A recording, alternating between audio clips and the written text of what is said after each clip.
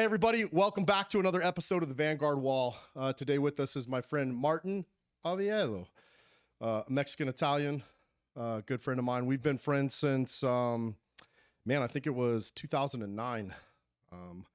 I met Martin right before I went on a deployment. I'd just gotten into a new special missions unit, and Martin was running training, and I had to go out there, I think, to San Antonio, down south. It was ITI then. I don't think they're around anymore, but Martin was the lead instructor, and I was by myself, so it was just Martin and I trained for about 3-4 days doing mobility, survivability, and we've stayed in contact ever since. So I just wanted to personally thank you, man, for coming on the show. Your story's super unique. I think we've been talking about doing this for months, but between your schedule and my schedule, it was kind of hard to line up. But thanks, man. Thanks for what you do. Absolutely, man. I'm humbled to be on your show and very honored for you to have me. Yeah, this is going to be a great one. So before we dive into your story, I always like to do a little intro to tell the people just a little bit of something about you, and I get to brag on you guys because I know you guys are all humble and you guys never want to say anything. So without any further, let me introduce Martin. Today we're joined by Martin Oviedo, a man who's stared down chaos and come out swinging. Picture a kid from San Antonio, Texas, carrying the weight of his father's ghosts, scrapping to keep his family afloat in a world that didn't pull punches. Martin found his fire in the Marine Corps, forging grit in the crucible of boot camp. Martin made a tough life choice and his time with the Marines after his first enlistment to focus on his family yet again. After 9/11 hit, Martin was determined to get off the sideline and into the fight by any means he could. Martin deployed as a U.S. Army reservist, in which he led security for top brass through mortar storms and IEDs, then would later join Blackwater and spend 4 years and over 200 heart-stopping missions, dodging rockets, saving brothers, and writing up honors when the system wouldn't. From the green zone's blood-soaked ranges to a low-pro election runs with just a pistol and a prayer, he lived stories most wouldn't dare. Now, as a lead instructor for the Advanced Law Enforcement Rapid Response Training, better known as ALERT, Martin is a lead instructor and also head of Oviedo Consulting. Martin been molding heroes, pouring 28 years of battle-won wisdom into training cops and soldiers to face the unthinkable. With a master's degree in occupational safety and a heart that never quits, he's here to unpack a saga of survival, loyalty, and purpose that'll hit you like a freight train. This is Martin Oviedo, raw and very real. So welcome to the show, brother. That's kind of what we do here, man. I like to tell bios, man, and this is your bio. So if you would, man, will you tell us a little bit about, where you grew up and a little bit about your childhood? Yeah, absolutely. Born and raised in San Antonio, Texas. Father passed away when I was 3 years old, so mother ended up remarrying probably 2 years after that. So my stepdad and my mother raised me. We moved around a lot around Austin area because of what he did. And then we ended up in San Antonio after they split up, after they divorced, and ended up moving back to my roots, San Antonio, Texas on the west side. Started going to middle school there at E.T. Wren, and from there stayed in San Antonio until I decided to go to high school and then ended up joining the Marine Corps. So... Any brothers or sisters? Yep, I've got two younger siblings that are giants compared to my short butt. Brother is probably about 6'3". My baby sister, is probably about 6'2". So they're both taller than me. They're from my stepdad, so they're half Iranian and half Mexican. So, but they've been in my life, ever since. So we still keep contact, and I love them very much. You carried your dad's name, but not really his presence. How did that absence shape the way you saw yourself as a kid, dude? Yeah, so my mom kind of kept a lot of the information from me as I was growing up, as I was younger. I think once I hit my teenage years, I started getting a little bit more, I guess, kind of interested in that part of the family. My father's name, of course, not a normal last name, So I started digging in, asking my mom questions. My teenage years, I think she started giving me more information.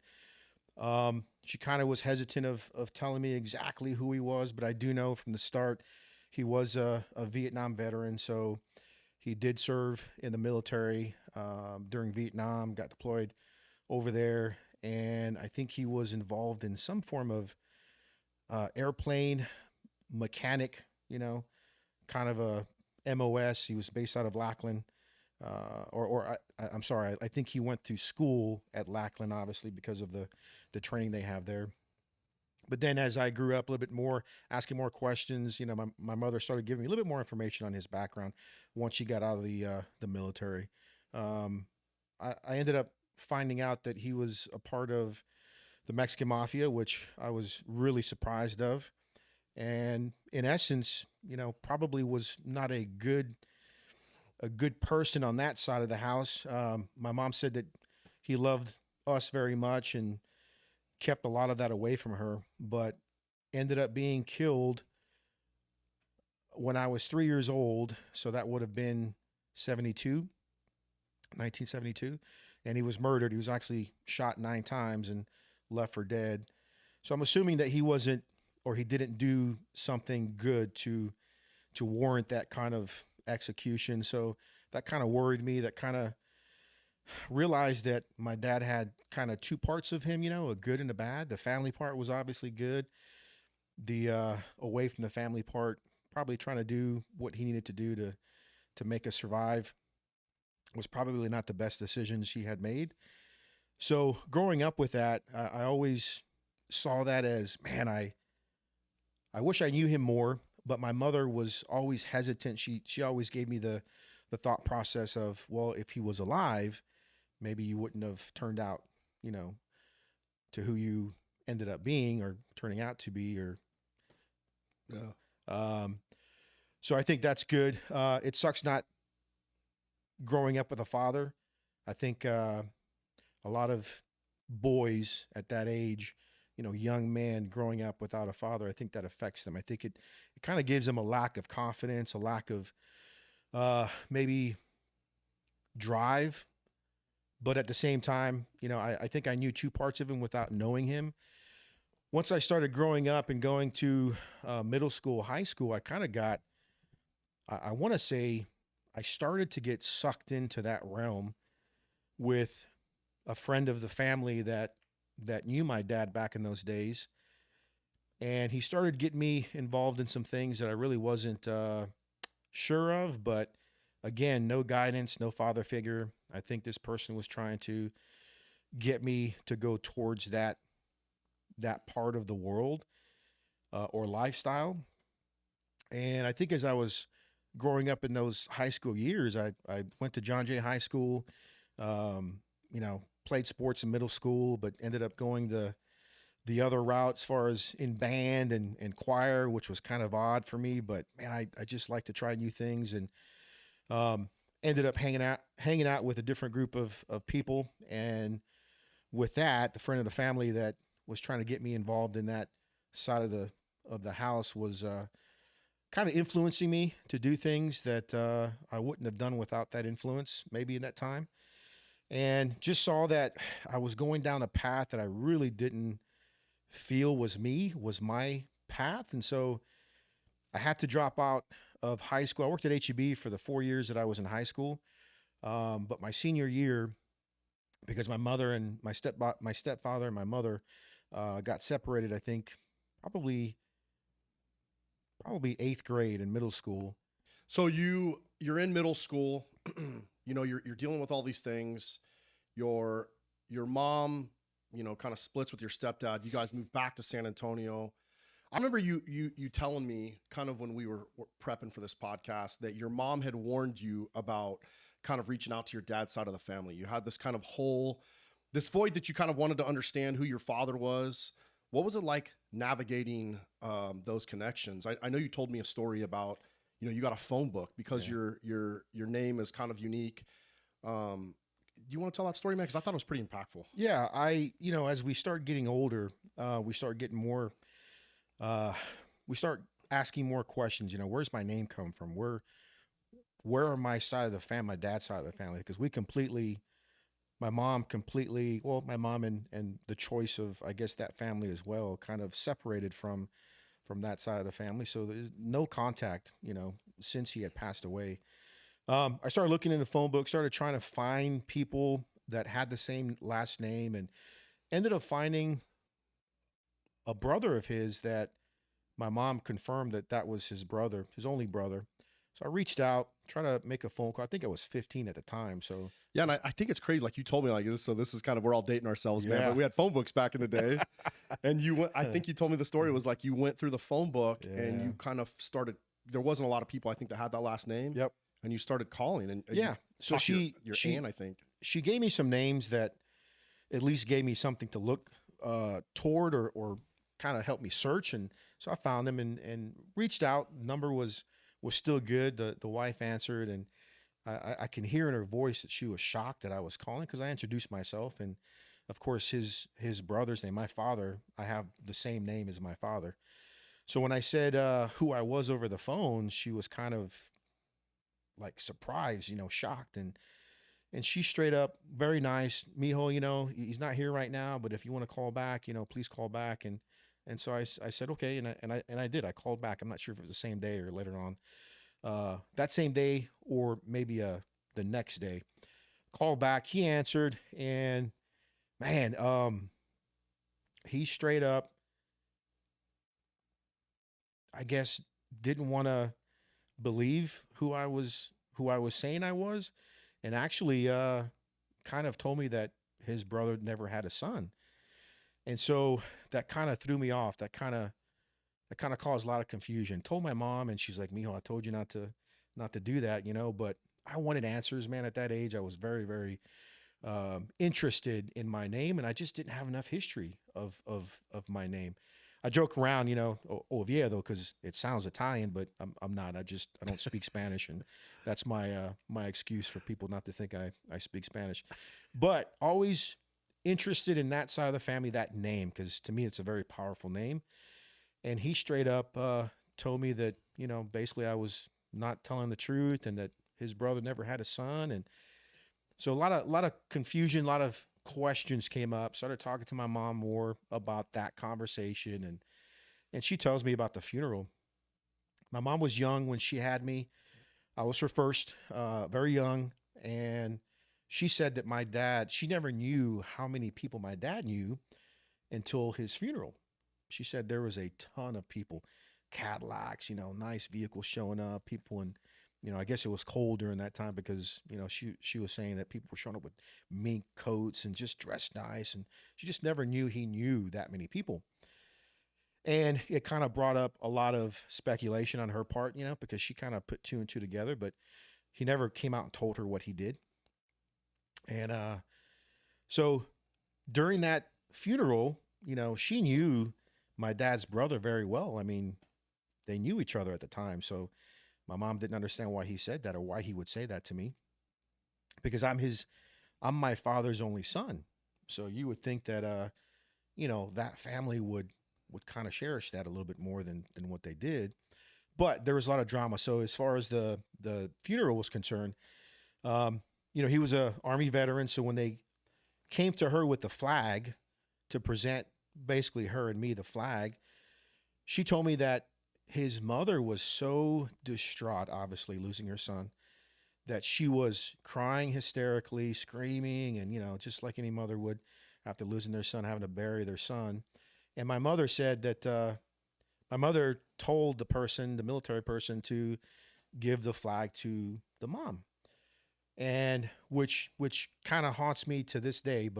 And we've had several conversations as far as my mom and myself about that whole situation, and she regrets it. But so they ended up giving the flag to the mom. So the whole point of that is kind of twofold. My mom knew the brother, and that flag will come in probably later conversations. But man, that flag represented to me the good part of him, the part of him that I guess was on the positive side, on the good side, as opposed to what he ended up becoming after. And to this day, I really wish that I had that flag, at least a memory from the good side of my father. Yeah, and I know, let you later join the Marine Corps, and you've served in all kinds of different aspects, both in the military and even post-military. So I know we're going to talk about that later because I know what that flag Yeah. means to you. You were younger in your teen years, man. I know you were, getting into a little bit of trouble, but still trying to help your mom out. Take us back to time, or to that time in your high school years. What was going through your head? Balancing survival with knowing that it wasn't the path that you wanted. So I was the older brother. I was the older sibling. So I always took responsibility, true to heart. I always accepted responsibility. Still being in high school, I worked throughout high school. I even think I started at 15 at HEB, which was unheard of. I think you got to be 16 or something, but maybe I was close to my birthday. But my entire high school 4 years, I worked at HEB, and try to help out the mom. My mom was, man, she was a single parent with 3 kids. I was the oldest. I took responsibility. I tried to help out as much as I could. Um, it's a lot for a young man to take on, that responsibility, at least think that it's their responsibility. But man, my mom was the strongest person that I knew. She took on the role as a single parent. She worked her butt off. She was a bus driver for Northside Independent School District and retired from there. And she did her best, but always needed help. 3 kids growing up and by herself. So I tried my best. I ended up having to do extracurricular curricular activities to at least try and help, and got me in some trouble, but nothing big time trouble. I ended up not having to, but I made the choice to drop out of high school my senior year just so that I can work more to help out, and which kind of was hard for me because, every young person wants to graduate high school, So I got out, ended up still pursuing my GED because I can do it at a more flexible time. So I got my GED on my own time, and just doing the stuff that I was doing, man, I didn't feel like I was on the right path. I always felt like I could do more. I always wanted to do more. I always wanted to do more to help people than hurt people. And I think that's when my life started to change, when I got out of high school, got my GED. Man, we would frequent Westlake Mall there on Marbach and 410. Westlake Mall, they had a recruiting office, Marine Corps recruiting office. They had all of them there, the Navy, the Army. And there was just something about this Marine Corps recruiter. He was the epitome of a Marine. Typically they wear the dress deltas, the tan tops, the short sleeve, the blue bottoms with the blood stripe and the cover. And man, this guy just looked sharp. Sergeant Herrada was his name, and I remember him because he made a huge impact. Before we dive into your Marine Corps story, Yeah. there's still just a couple other things I just wanted to ask you just about your teen years, because I know they were super impactful for you. I mean, how did working at HEB, and for those of you listeners out there who don't know what HEB is, HEB is a grocery store chain that's only in Texas. It is the best grocery store in the world, absolutely. Period. But how did working at HEB alongside, your side hustle change your perspective on what you could achieve? So I knew that I could earn more. I wasn't earning what I wanted to earn, and I knew I wanted to help more. My mom and I were going through a lot of issues between her and I, just because I was a young boy trying to find his path, and we butted heads a lot. I love my mom very much. She loved me very much. She thought I was an angel, but there was times where she had kicked me out of the house, and I was on my own and going from friend's house to friend's house, and just had the ability to make extra money doing things on the side, and it made me see that I could do more.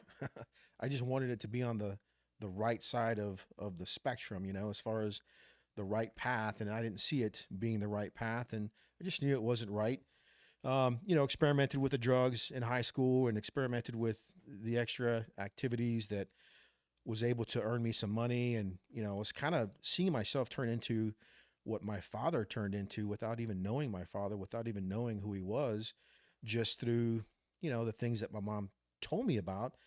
which most of the things is, she heard from her friends that knew him. And I just didn't want that for my future. I didn't want that for my life. I didn't want that for my name. Absolutely. And man. so I chose to pick a different path, and I haven't looked back ever since. Did you ever feel like you were running from that chaos? Absolutely. Or were you more like trying to prove something to yourself? A little bit of both. I felt like, man, I always took responsibility serious. I always knew that I wanted to do things. I wanted to experiment with things. I wanted to try new things. And I also knew that I kind of knew I had time, but I didn't want to waste my time either. So, and when I decided to join the Marine Corps, it was life-changing.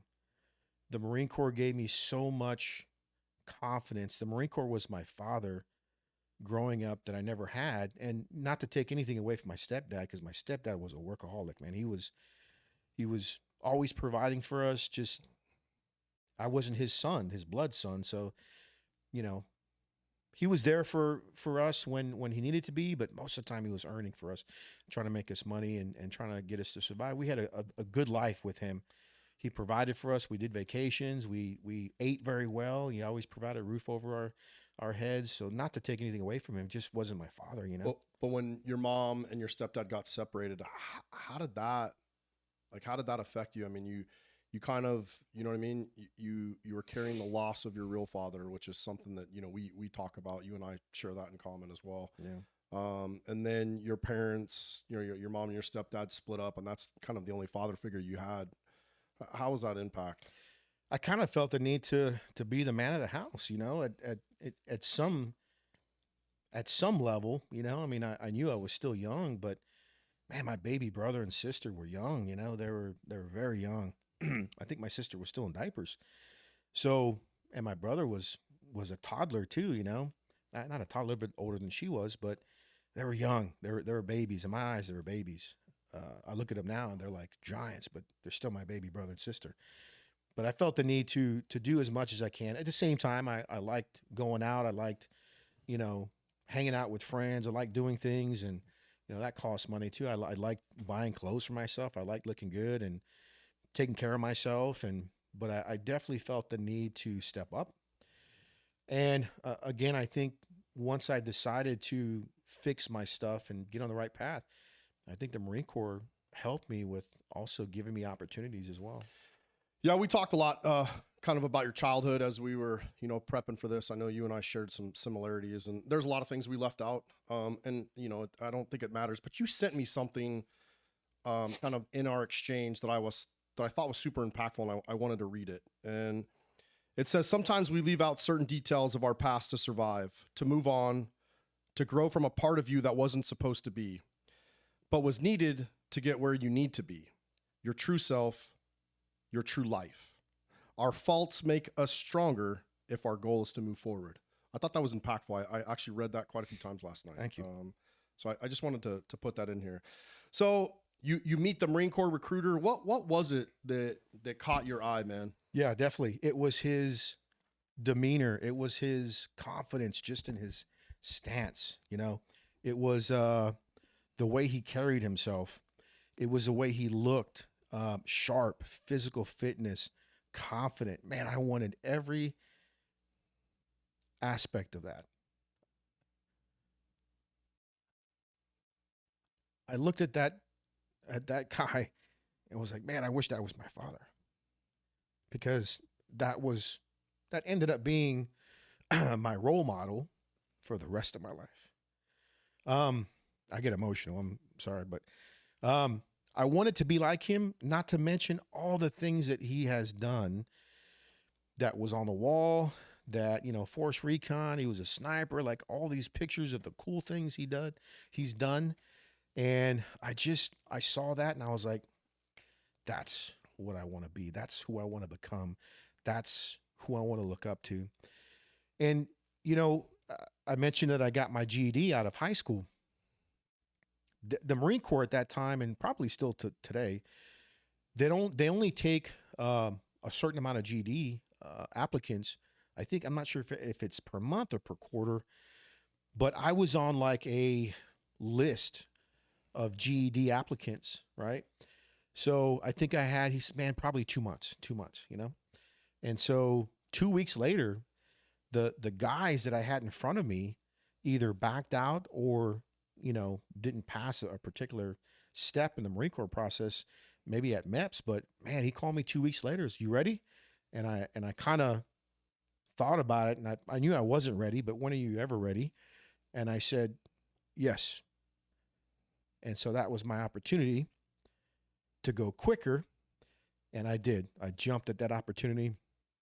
I remember the night he came to pick me up. I remember my mom, because my mom was very sad, very nervous, very scared. She kept looking out the window. She saw him park. She saw him walk. And he walked to the front door. My mom opened the door. Man, I knew I was going to be in good hands, but I was also scared of failure, just like all of us are. Men, women, scared of failure. I did not want something so bad and not be able to complete it. Because again, I lacked in confidence. I lacked in discipline, because without that father figure, I didn't have anyone picking me up. I didn't have anyone talking to me to tell me, hey, this is how you should be. I didn't even know how to shake a person's hand until the Marine Corps. You know, I didn't even know the eye thing, as far as, you know, always look into someone's eyes, stand up when you shake their hand, how to shake their hand, how to be confident, how to speak. Man, that was everything I wanted, and I didn't want to fail. So, but I was anxious too. Of course, man. I mean, I think it's a big threshold. I look back, I was the same age when I joined, and I look back. At the time, I was in California, and I had to stay the night in Los Angeles, in downtown LA. Yeah. And I remember sitting in this hotel room with like two dudes, and one dude was like chain smoking, and I'm just like, you know, what am I getting into? So I can relate to, just, you know what I mean? Like being nervous, but knowing it was something that you like had to push through. Right. Before we move on into that, I mean, I know your family's super important to you. We've had a lot of conversations about both of our families, and you're a father now. You have your own kids. I know our childhood, even as we get older, is still impactful, man. And we've talked a lot about it. Yeah. What would you tell yourself if you could go back in time now, you who you are now, and see your younger self? What would you tell yourself? Probably the same thing I tell my kids today.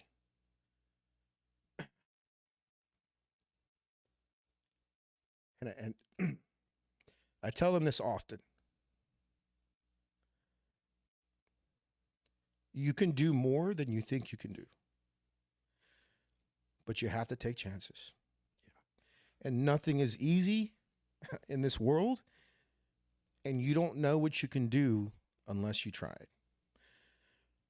But man, I think deep down inside, there's something that was in me that knew that, because even the Marine Corps, that's a big step. That's a big leap. It's a leap that a lot of kids today, including my kids, that don't want to take. But I think it's a good baseline for any person, any young person. It's a good baseline.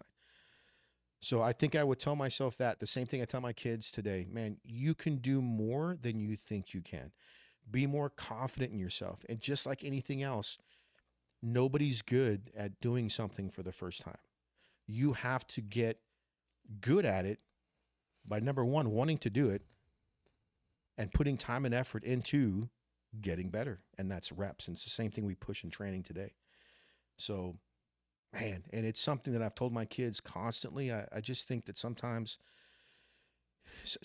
we hear it, but we don't let it soak in. And I think a lot of times with kids, and I'm not saying my kids say this or do this, but, you know, sometimes coming from dad or mom isn't the same from coming from other people. And I'll say this to everybody out there that's, man, even in their 30s, 40s, 50s, it's never too late. Never too late. Never too late. I was late in my education, meaning I told you I got my GED, but man, I was probably in my 40s when I went back to school, because I wanted to prove to my oldest daughter, because she had just graduated high school, I said, hey, don't stop there. Continue, go to college, get that paper that proves to people that you put time and effort to invest in yourself. And you know what? I'm gonna do the same. I'm gonna start college with you, but I'm gonna do it online because I'm working full time. I can't afford to be in a class, but I'm gonna do it with you full time online to show you that I can do it. It can be done even while working full time, supporting a family. So I think confidence is huge, but kids today, people today, they don't realize that a major part of becoming confident is failures. Yeah. Learning from those mistakes and trying things, man. And in this lifetime, I still have so many things that I want to try to do or become, and we're running out of time. I want them to take valuable, lessons in life, but also to understand that in this day and age, man, don't waste your time.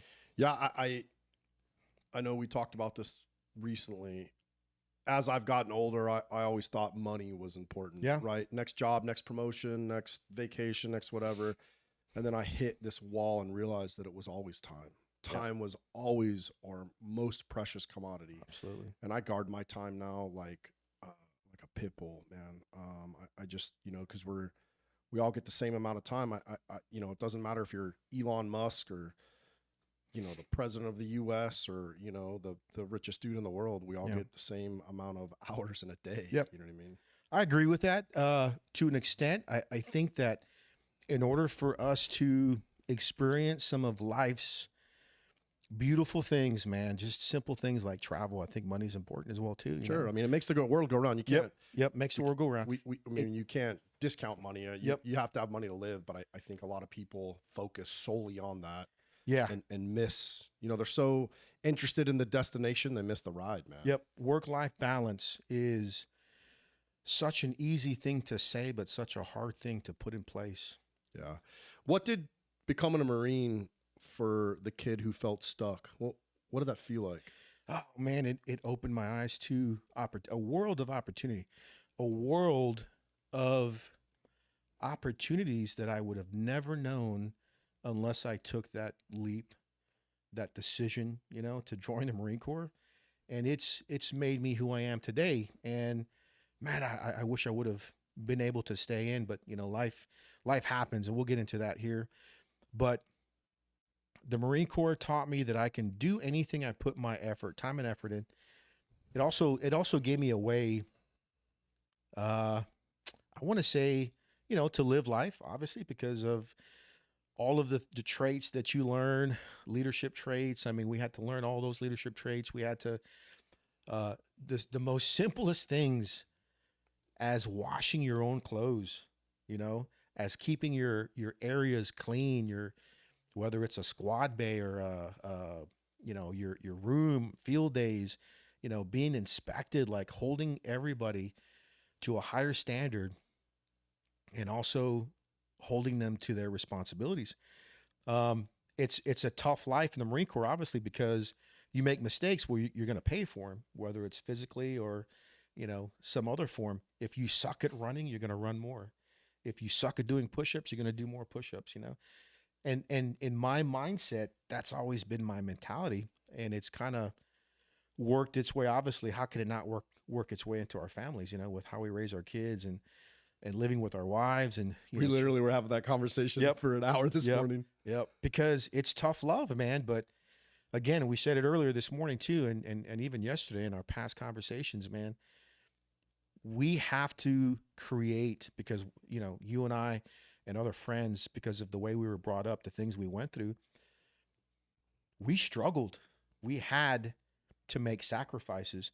We have to make struggles for our kids today, because we are doing the best that we can for our families, but we have to create struggles for them. We have to create things they have to work towards, give them chores, give them, responsibilities so that they can become competent people. Yeah, and I think it's that old adage, right? Like hard times make hard men, hard men make, good times make weak men, weak Absolutely. men make weak times, and it's hard, man. I have this saying I tell people, man, I don't give marriage advice and I don't give parenting advice because I was never really good at either. But I'll tell you everything I did wrong. Yeah. Because I made a lot of mistakes, and I think, as we build this tribe, not only with the podcast, but just my own friends, my own tribe, it's really just this sounding board for especially for men, but also women too, but for us to get together and really have, that thought and idea exchange. Like the way I've raised my kids or the way I run my marriage, it may not be the best way. My wife will probably attest to that. Yeah.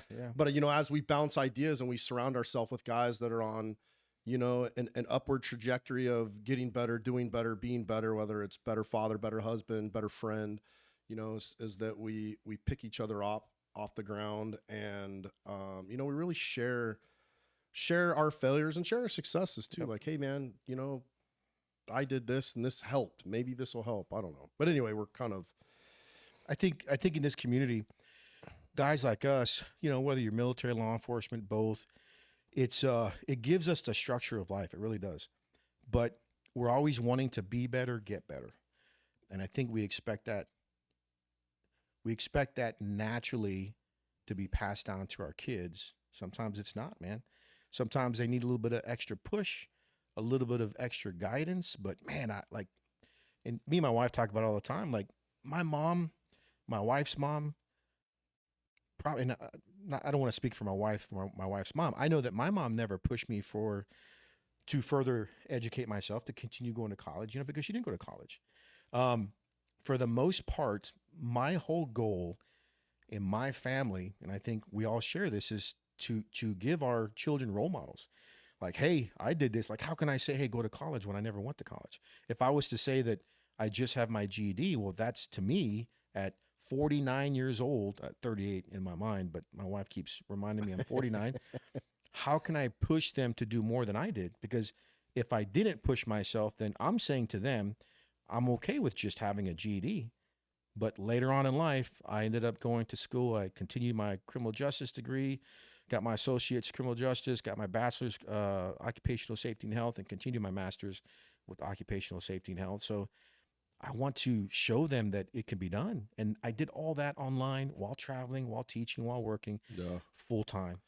Before we dive too much in the backside of your story, I kind of want to go back to Marine Corps boot camp. I remember you told me it was brutal, man. You almost drowned, fought tendonitis, but you wouldn't quit. What's a moment from that time that still defines who you are, you think?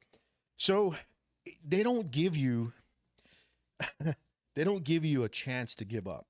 They do, but they're going to make you pay before you decide to give up.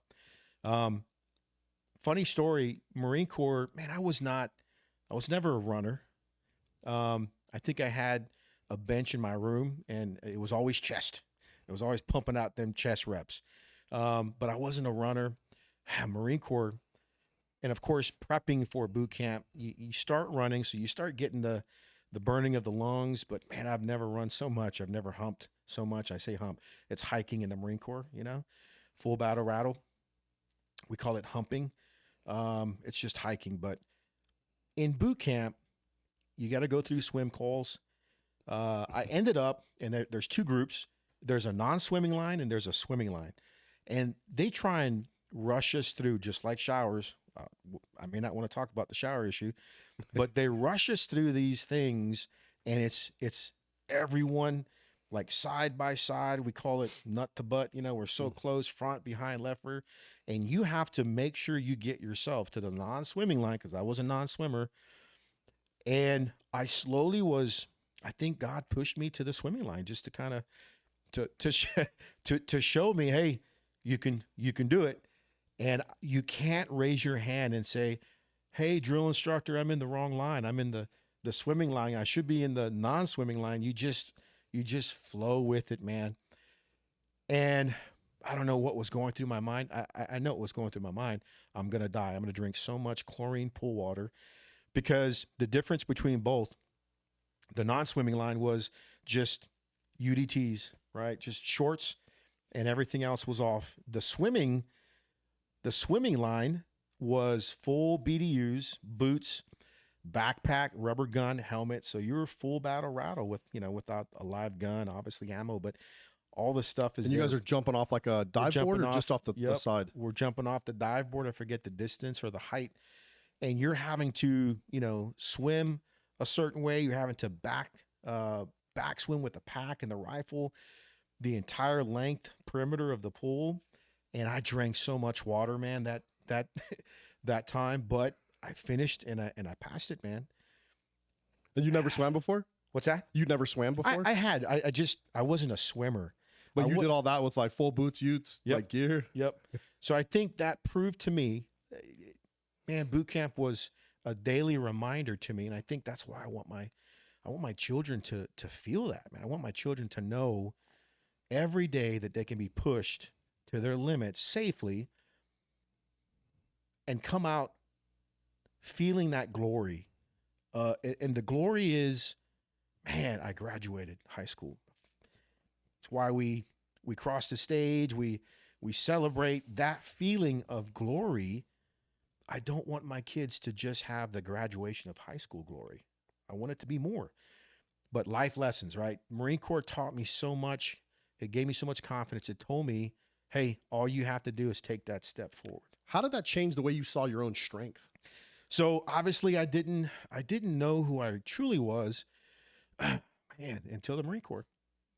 Because every single day, man, it's a 05 a.m., 04:30 a.m., depending what we're doing that day. And it's hey, we don't even have an alarm clock. The alarm clock is reveille, reveille, reveille. It's the sound coming from the sirens and the speakers. It's the time that is telling you to get out of the bed without hitting a snooze or even having an option to hit a snooze.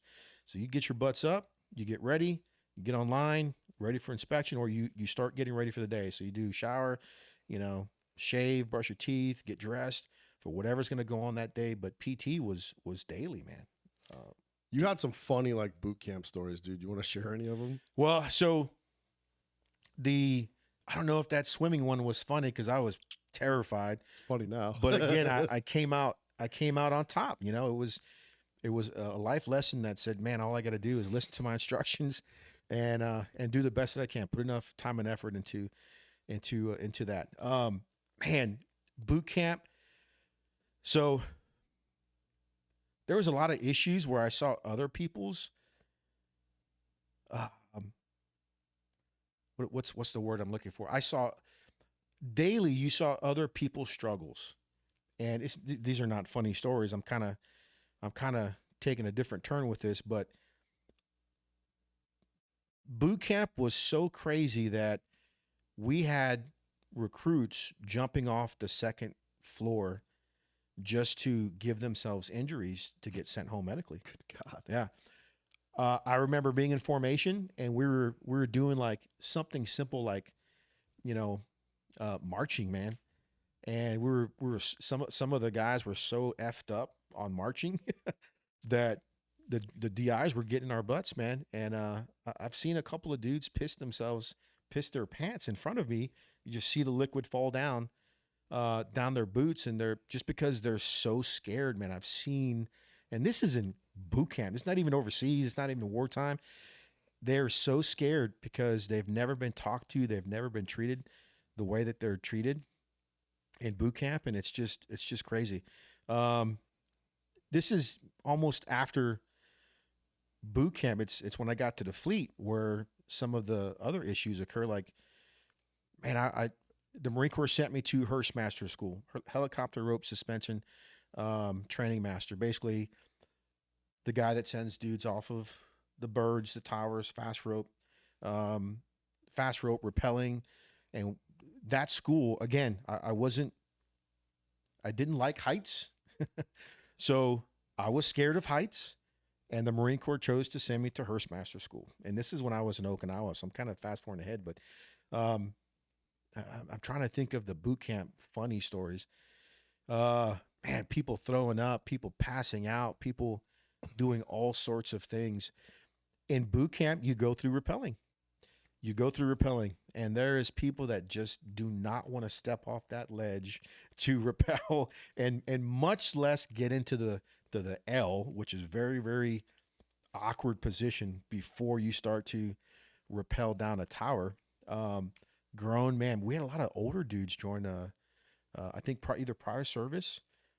Marine Corps is the only boot camp that if I wanted to, because I ended up joining the Army Reserves, I don't have to go to the Army Reserve or Army boot camp or Navy boot camp or Air Force boot camp. Marine Corps is the only boot camp that you're, and I'm not sure if it's the same today, that you're checked off for. Really? Yeah. Unless it's you're going to, a specialty unit, then you're probably gonna have to go through selection just like anybody else. But yeah, Marine Corps boot camp, man, it checks the box. But yeah, crazy times in boot camp. We were running so much that I would wake up with my knee, my leg would just cramp up to the point where it would just be stuck like in a 90-degree position. And I didn't want to get held back, because if you got held back, you had to cycle and go through the next boot camp. So you'd have to wait until that next boot camp started to where you ended to join. And I did not want to be recycled. They call it recycled. So I remember that giving me an issue. 3:00 in the morning, I had to wake up. I had to massage it. I had to get out of bed. I had to make sure it wasn't going to give me an issue, because I was in the top bunk, to where once Reveille hit, I jumped off of the bed and I was good to go. And that was like so many weeks that I had to do that. I think I had all my molars pulled in boot camp, and they gave me meds in like 9 hours, 8 hours, 9 hours to recover, or you can recycle. I was like, nope, I'm good. And I'm like, so I had to 9-hour recovery from, I think it was either four molars, 2 on each side, and with 8 to 9 hour recovery, which was okay because it was overnight, and did not want to get recycled. So, man, the Marine Corps taught me how much pain I could put myself through and still manage. It taught me all of the things I never would have known I could have done. It gave me so much confidence, skills, opportunities. And again, they all, and I use them on a daily basis. I truly do. Where did you end up with out of basic training? After basic. Mm-hmm. So I was 0351. So I went to School of Infantry. So Camp Pendleton. I forget how long School of Infantry was, but man, that was where we did all the infantry stuff. Really dive deep into all the infantry stuff. I loved it. What's 0351? So 0351 back in those days was an anti-tank / assaulter. So anti-tank, if you're with weapons company, back in those days, it was a M47 Dragon, which was a wire-guided laser system, shoulder fired.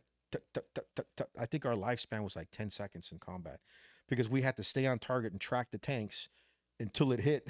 Oh. So once we saw that turd, we're like, oh,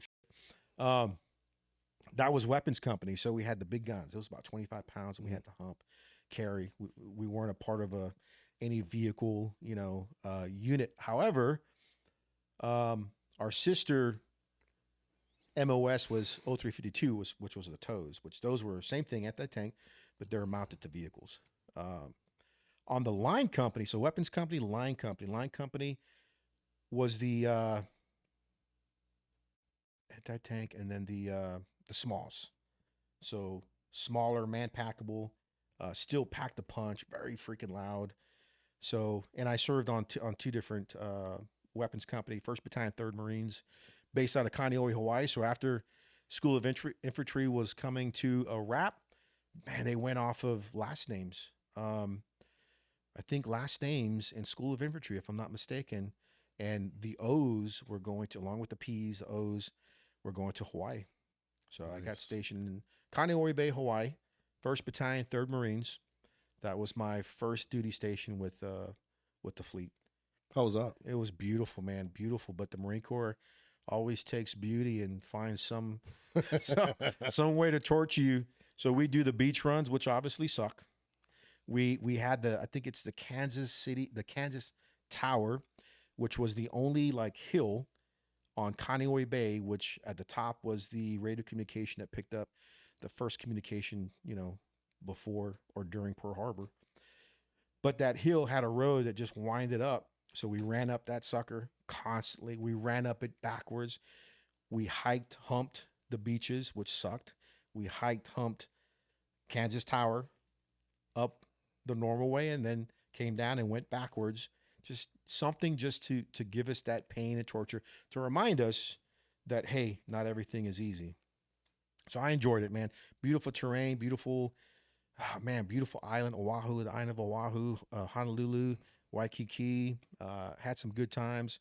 Hated the sand and hated the ocean, but I was a Marine there based out of Kaneohe Bay, Hawaii. You were coming towards the end of your first enlistment. Kind of walk us through what happened in your decision process. Yeah, so I got the typical young Marine Corps marriage. Ended up meeting a female from Los Angeles. She was going to Hawaii Pacific University for RN, so she was going for nursing. We met downtown one night, one weekend, and just hit it off.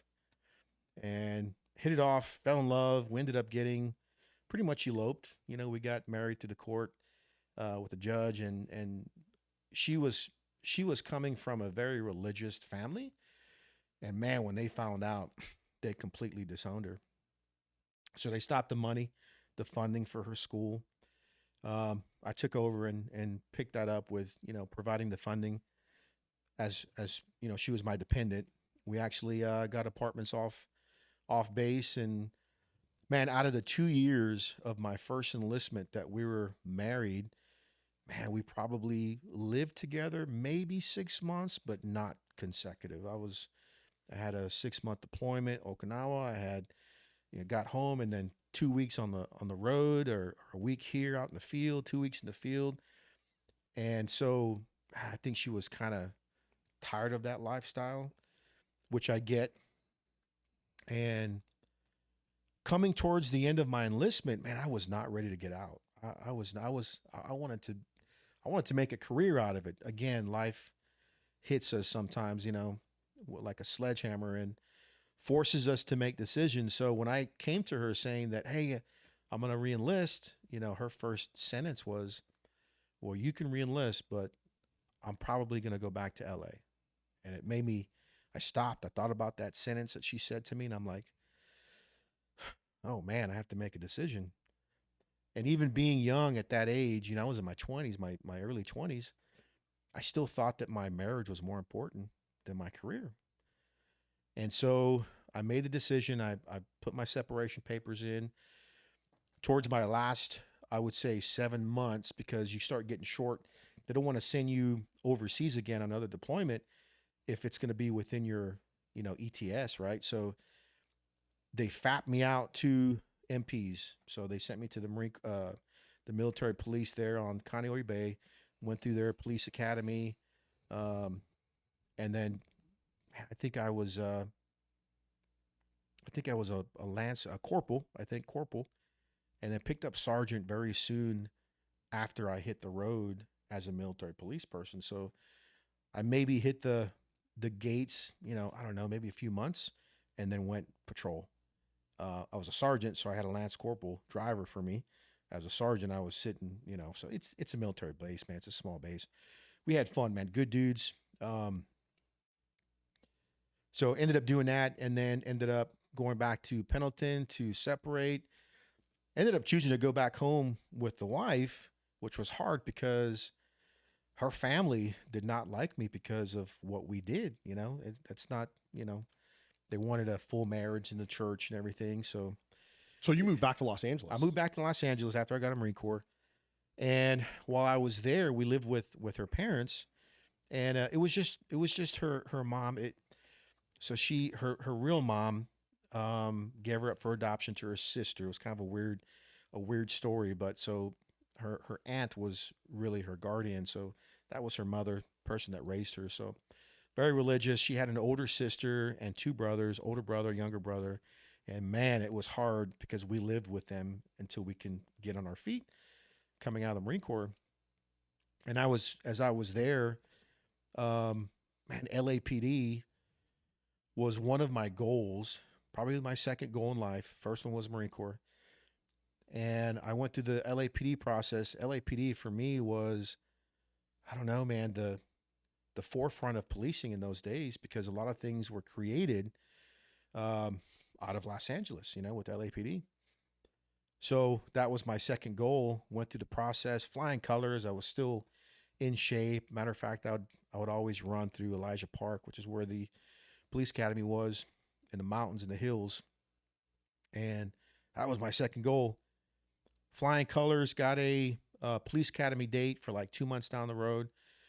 And then I get a letter the same day that my wife asked me for a divorce. I get a letter before we had dinner. It was our anniversary.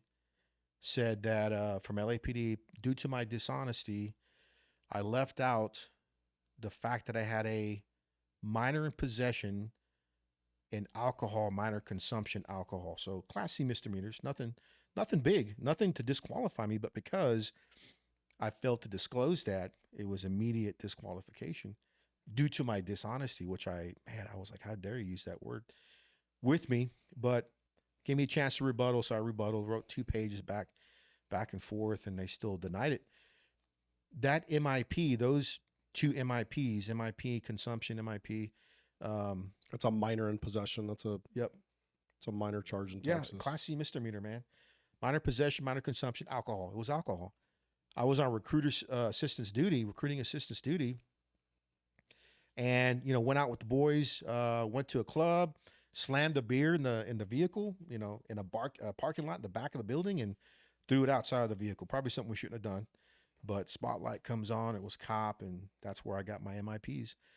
So this was like, you graduate boot camp, you get to go home for a couple weeks, and then you help recruit. You help doing recruiting duty before you go to actually the fleet. Oh yeah, it's the first time being home after boot camp, man, of brutal boot camp. And oh man, it's your first opportunity to unwind before SOI, before School of Infantry.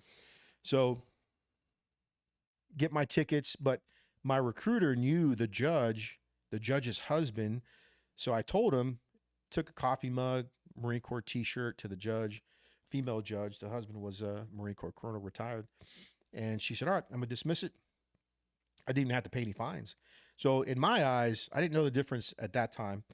I was 19 years old, man, between expunged and dismissed. So when I went through the process with LAPD, I didn't mention it. I didn't think it was needed to be mentioned because it was dismissed. Well, that ended up kicking me in the butt, or catching up to me, and I was completely removed from the process. So got that letter before we went to dinner, and that's when my wife basically said, I think with a little bit of influence from the parents and stuff, but just because we didn't do things right, as far as the marriage, and her, maybe not happy with the way that it ended up, told me she wanted a divorce on our anniversary. And I was more heartbroken with a letter with LAPD than that she wanted a divorce. It sucked. Thankfully, we didn't have kids, because if we did have kids, I'd probably still be in LA, obviously. Didn't have kids, man. Came back to San Antonio, and that's where I come back to my roots. Did you, what did you do when you got back to San Antonio?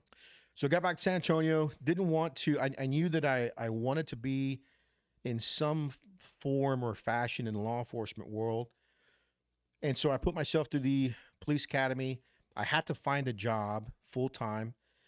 I ended up meeting an old high school friend that, we didn't know each other very well, but we knew each other because of other friends from high school. So John Jay, ended up running into her one night at I think it was Mama's. It was a restaurant during the day, and then a bar restaurant at nighttime. Didn't really have a dance floor, I don't think. Maybe they did. But man, that place would get packed. So a lot of John Jay folks, would always go there. So we ended up running into my current wife, and man, we just hit it off. I knew that I wanted to be with her. I wanted more, from her. I think the first night we kept it kind of short, simple, went back again, and eventually exchanged numbers, and we ended up talking, going out, and eventually starting a relationship. And so I needed a job. Obviously I was back home living with my mom at the time until I got on my feet. And so I had a high school buddy that was working with a patient account services. The one thing I told myself after the Marine Corps is I don't want to be stuck in an office. I don't want to be stuck at a desk, but I had to get something going. So got a full-time job there at a patient account service company. But I always, again, I knew I wanted to do more. I was impatient sometimes. I put myself through nighttime police academy at the San Antonio College Law Enforcement Center. So I was doing that. I also, maybe a year later, after working full time and doing the academy, once I got done with the academy, I ended up joining the Army Reserves. So 9/11 occurred. Where were you for 9/11? I was at this office job that I think I was happy because the people, the people I worked with was, man, that we formed friendships, bonds that, it was a good environment. I ended up working my way into the technology department, the IT department, which I had no background, man, but I was always eager to learn and wanting to always improve myself. And I saw that as a potential for, making some good money, and it's in the technology field. So, but the people I worked around were awesome. I enjoyed going to work every morning. But when 9/11 hit or happened that morning, I was in the office. I was in the back. I remember seeing it on the news, and I was like, man, I can't stay here, but I also don't want to leave the family, because at that time, I had my first kid, second of the family, because my wife had a daughter from a previous relationship. So when I came into my wife's life, she had a 6-year-old, and that girl, Stephanie, became my first child in all actuality. So my son was born premature, 2.75 pounds, was in the hospital for 6 months. And during the hospital time, I was working full time, 8 to 5, and then going to the police academy at nighttime. And at 11 o'clock, I ended up going to the hospital, as many nights as I could, because my son was in there. And every night it was like, man, is he going to make it? Is he going to make it? There was other premature babies that would in essence code out. We would hear it, and we'd see the families, and man, it sucked. But so I had a family. 9/11 hit. I wanted to do something, but I knew I couldn't go active duty again because I didn't want to leave the family. So ended up joining the Army Reserves unit out of San Marcos, 13 COSCOM, which was a combat support unit. I just wanted to get in. They were a reserve element attached to a full duty, active duty, component out of Fort Hood. So initially, man, they were trying to get me in. I had to go through the whole MEPS again, which was frustrating, but a little older. And for those of you that don't know what MEPS is the Military Entrance Processing Center, I think, or something like that. Yep. And it sucks, dude. You go there, it doesn't matter if you're a new kid going to Army, Navy, Air Force, Marines. You got to go through this. It's like a day of just misery, dude. It is. It's actually it's an ass kicker, because test after test after physical after physical, and it makes you. And then you're waiting too the whole time, because you don't know if they're going to let you in. And then I did the same thing. I went active duty, and then I got out and I went in the reserves, and I had to go through MEPS again. And I hate it. They make you do some of the most humiliating things too. Duck walks, for those of you that have done it before. Yep. Turn around and cough, but it makes you doubt your decisions. Yeah, no, 100%, man. And it's not like a nice facility too. It almost feels like it has like a mental institution feel. you're just like, everybody's moving around. You have like this packet of paper and you're just going from like one station to the other. Nobody in there super nice. Oh no, I was just gonna say that nobody is happy to be there. No. Bunch of white coats, as far as And all the doctors MEPs are like always in the worst area of I know. town too. Yeah. So like I went to the LA MEPs when I was in, Oh man. younger. And it was like, homeless people all outside. And oh yeah, man. It was a weird experience trying to get back in. And again, I was never ready to get out. But here's my struggle with that, because I try to go back to the Marine Corps, and the Marine Corps recruiter told me, man, you've been out for 3 years.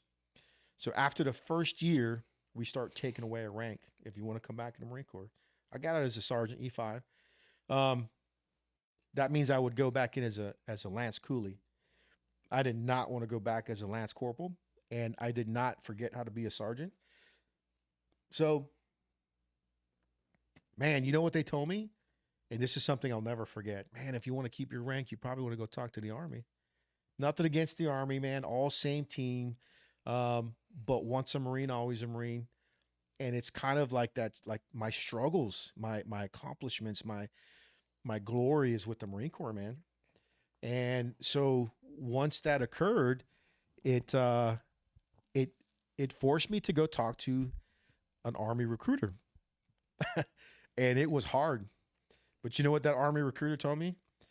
He gave me everything that the Marine Corps didn't. He said, man, you're in the Marine Corps, awesome sergeant, man.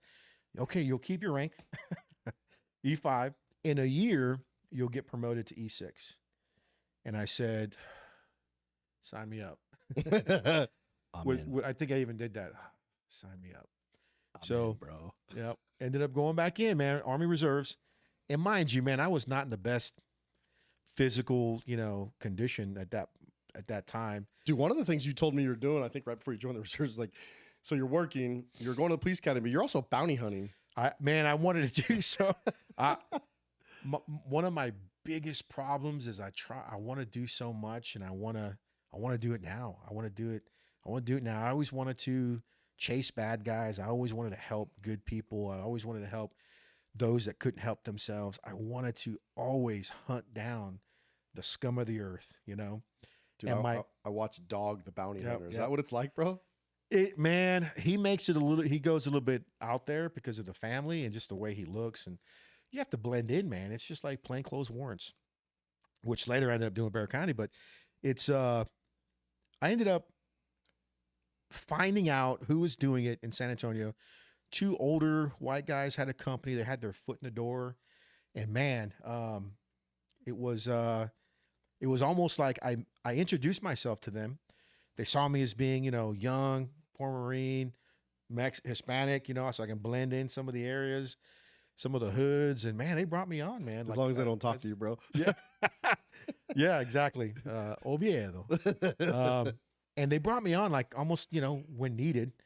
So, 10%, 10% if people skip bail, bounty hunters, you only actually need a private investigator license, right? So that was my quickest way to start doing something that I wanted to do while I was waiting for everything else. Dude, any cool bounty hunter stories? Oh man, I've had to walk into, I forget the project name, at nighttime, bro. Or I would say when it's the sun's going down, with dudes. Like, dudes know that you don't belong.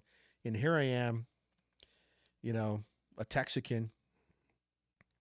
I don't think I was claiming the Oviedo status, but here I am, man, because they say, well, we can't go in there we just needed to get eyes on, right? We need to get proof that this dude was there at a specific location. And most likely he was going to be outside with these groups. And not every house, but almost every other house had dudes hanging out just on lookout, man. There's lots of drug activity going on, and man, I had to and I was willing to do it. That was my thing. I was kind of so gung-ho that I was dumb sometimes making some of these decisions. I was armed. We had to be, you had to have a specific license to be armed, and I did it, man, and got positive identification, at least that he was there. And I think we went the next morning and got the dude, man.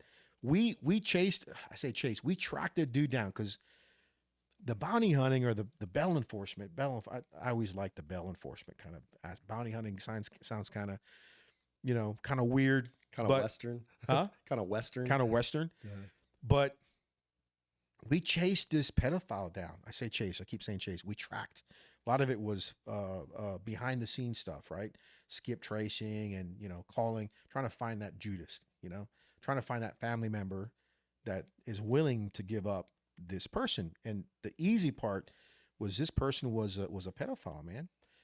And the first person that we got to kind of give us information about him, like none of his family knew that he was a pedophile. And matter of fact, one of his charges was a niece.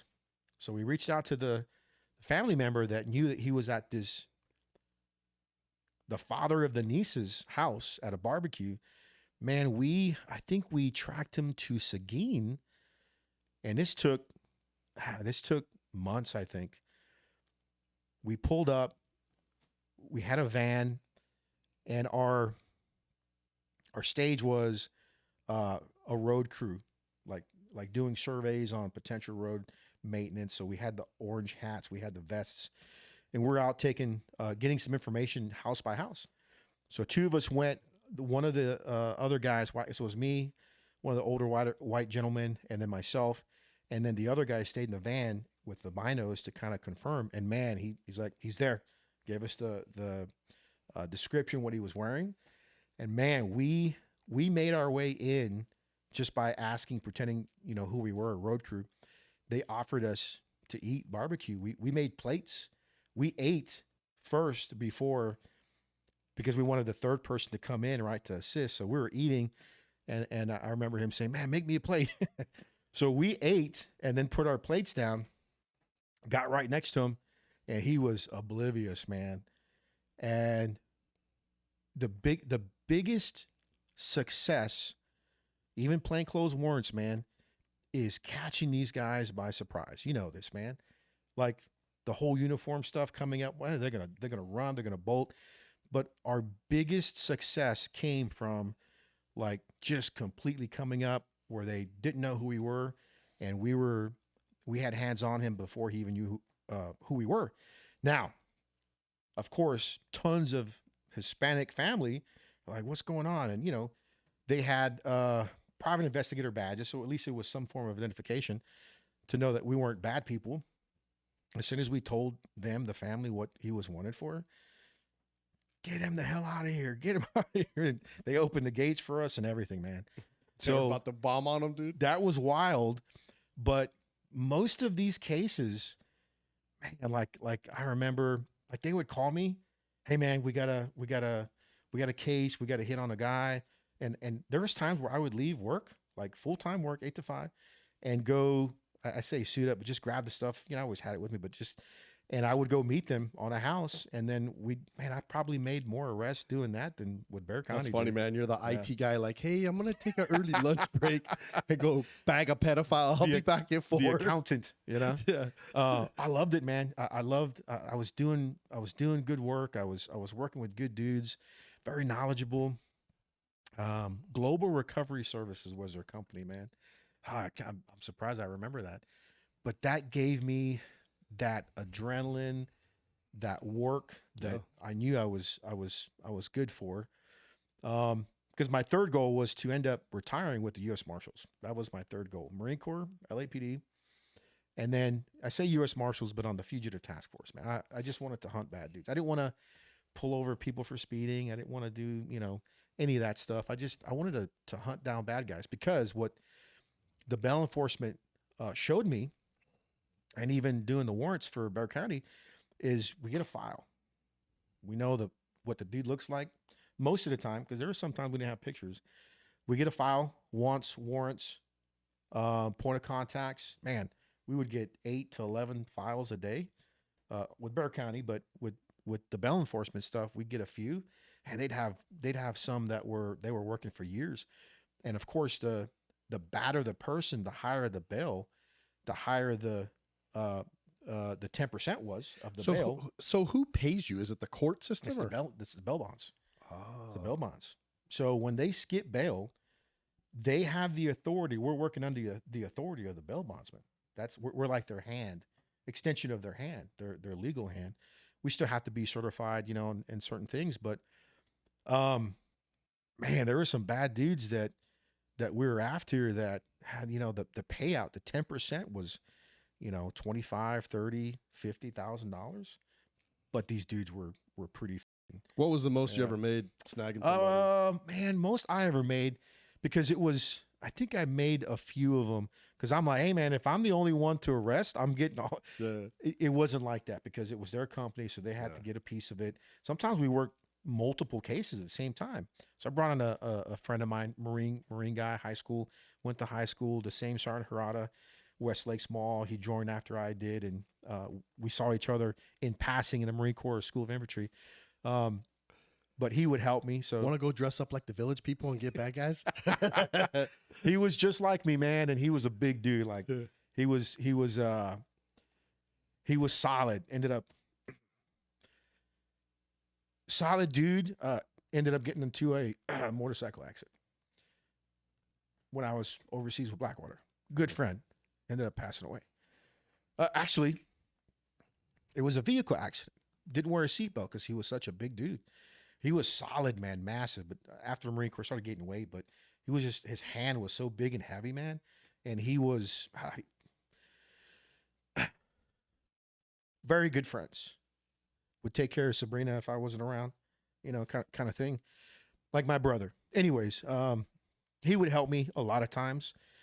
We tracked this guy down to like a salvage yard on the east side of San Antonio, and it's almost like one of those movies where, and of course doing that kind of job, there was a bounty hunter movie with what's his name, real cool guy, old guy, like 50s, 60s. I'll think about it. I'll think of the name here in a little bit. I'll Google it on our break. But you watch those movies, the bounty hunter movies, back in the days. Silver Bullet, the same dude that did the,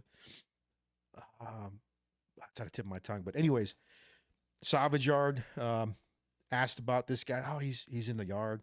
We went, called out his name. He turns around, and I told my buddy, hey, get close to him, because he was facing away from him. I'll call his name out. If he turns and looks, that's him. Put hands on him immediately, so he doesn't have a chance to run. 'Cause he had tools around him. And man, probably the easiest.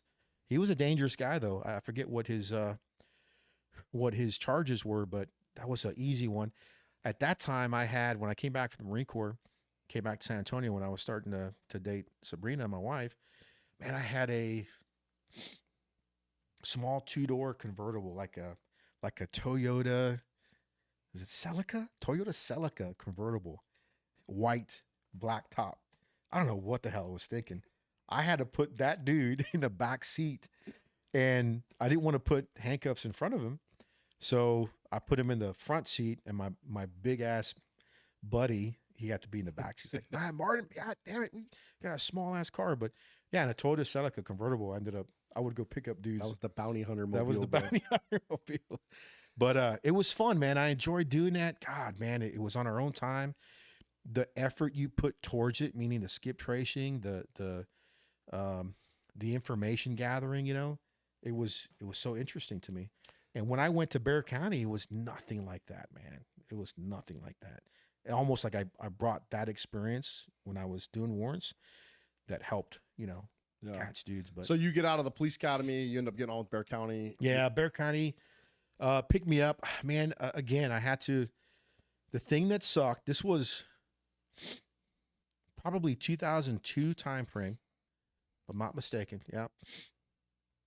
And any police agency, man, they weren't paying a lot of money, obviously, full time. So I decided to go reserve. Bexar County had a support division. Reason why I went to Bexar County is, man, they're so huge. They're large. Yeah, Bexar County is the county where San Antonio is. For everybody else. It's a huge county. And the thing I saw with that was opportunities for different departments, right? So they ended up picking me up. Man, I think you always start magistrate duty, driving the vans, Did that for a very few times, and then went to patrol. After patrol, got picked up with the warrants. Man, I picked up after warrants, plainclothes warrants. And again, this is support division. It's not full time, but I try to do it as much as I could, man. It's a thing I always wanted to.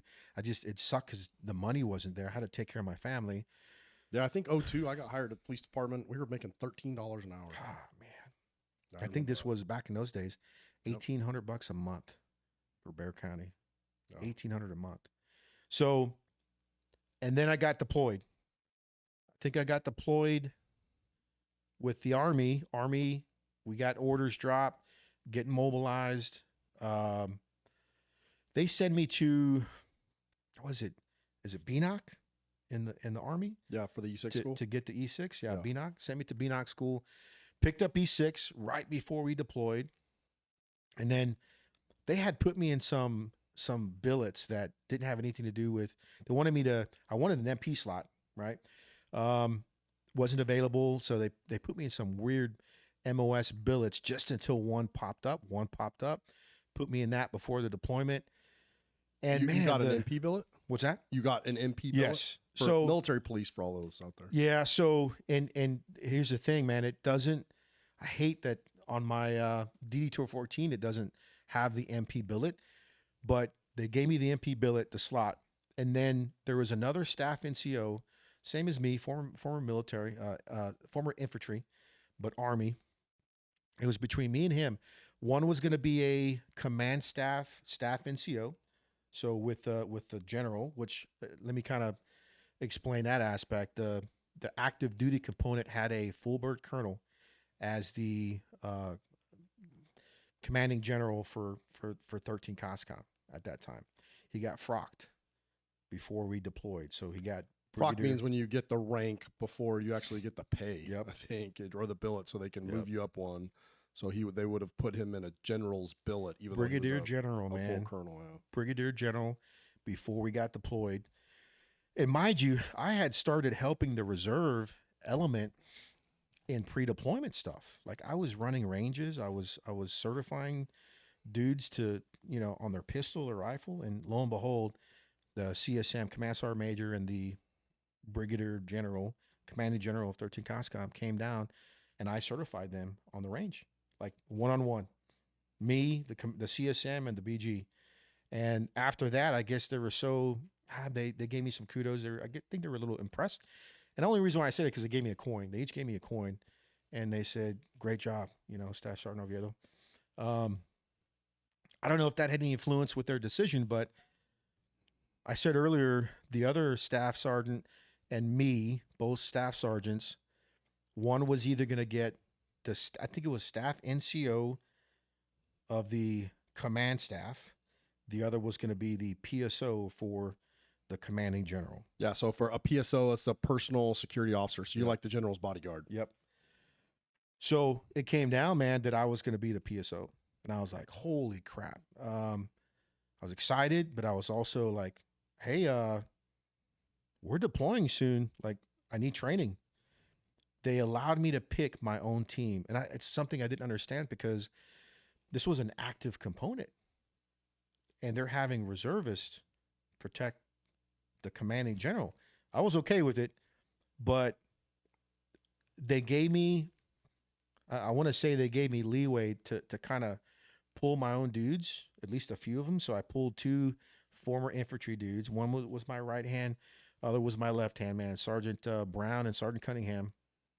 Those two dudes were my main dudes. Either one of them could have been my right hand man, but one was smarter, the other was more grunt, but they were both equally important to the roles that I was going to need them to fulfill, because we ended up getting cooks, mechanics, people in the COSCOM.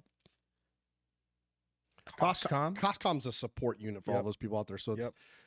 so when a COSCOM deploys for the big army, they run all like logistics, cooks, medicals, mechanics. So it's like so a lot of people don't realize what it takes the army to move like a division. You have to have all these supporting assets. All these units are ammo all and over, towing and mechanics. All over the country, man. That's what kept us busy.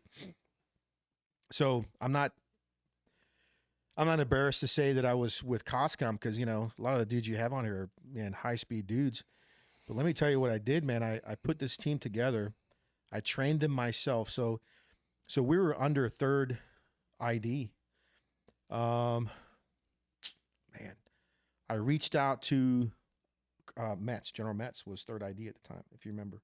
Mm-hmm. I reached out to his PSO, which they were all active duty. They were all former SRT, school trained PSOs. It was Christmas. Everybody was on Christmas break except for the PSO. I forget his name, man. I want to say. Is this going into the initial invasion? Yeah. Because this is early. Third ID and fourth ID were on the initial. So this is, they had already come back from the initial invasion. Oh, okay. So I think, I'm not sure when, was it third ID that did the initial? I thought so. I think so. Yeah. Because we relieved. Yeah. I think, so long story short, man, I got with the PSO for General Metz. And I was like, hey man, I don't have a lot of time, but I need some input training. I need some PowerPoint, some curriculum, some training standards so that I can work with, because I had little time and no time for an actual school or training to go to, just to get me on top of, in preparation. So, man, I was on my own. I got, thank God he gave me as much as he could. We had a lot of conversations, and he gave me some good points, training points, curriculum information, and I just ran with it, man. So once I got my full team, we started going to the ranges. We started training. We started doing everything from foot movements to vehicle movements, attack on, all those things that we typically, end up doing for that kind of work. How did you wrap your head around that responsibility being in a war zone? It was huge. It was very hard to understand that I was, in essence, in charge of the security aspect. And when I say security aspect, me and my team were the guys that he called that were responsible for his movements outside of the bases. Whether it was a fob, I think it was Balad. Balad was Balad an LSA, or what was Balad? It was a fob, right? It was a big I didn't get to Balad until Camp Anaconda. Yeah. Camp Anaconda was where we were at. So it was a huge responsibility. And I knew this because in my thought process, I always thought, what is this brigadier general going to say when I tell him, not to do this, or he needs to think this, he needs to consider that, give him my recommendations when I know in the end he's going to do what the hell he wants to do. The first huge decision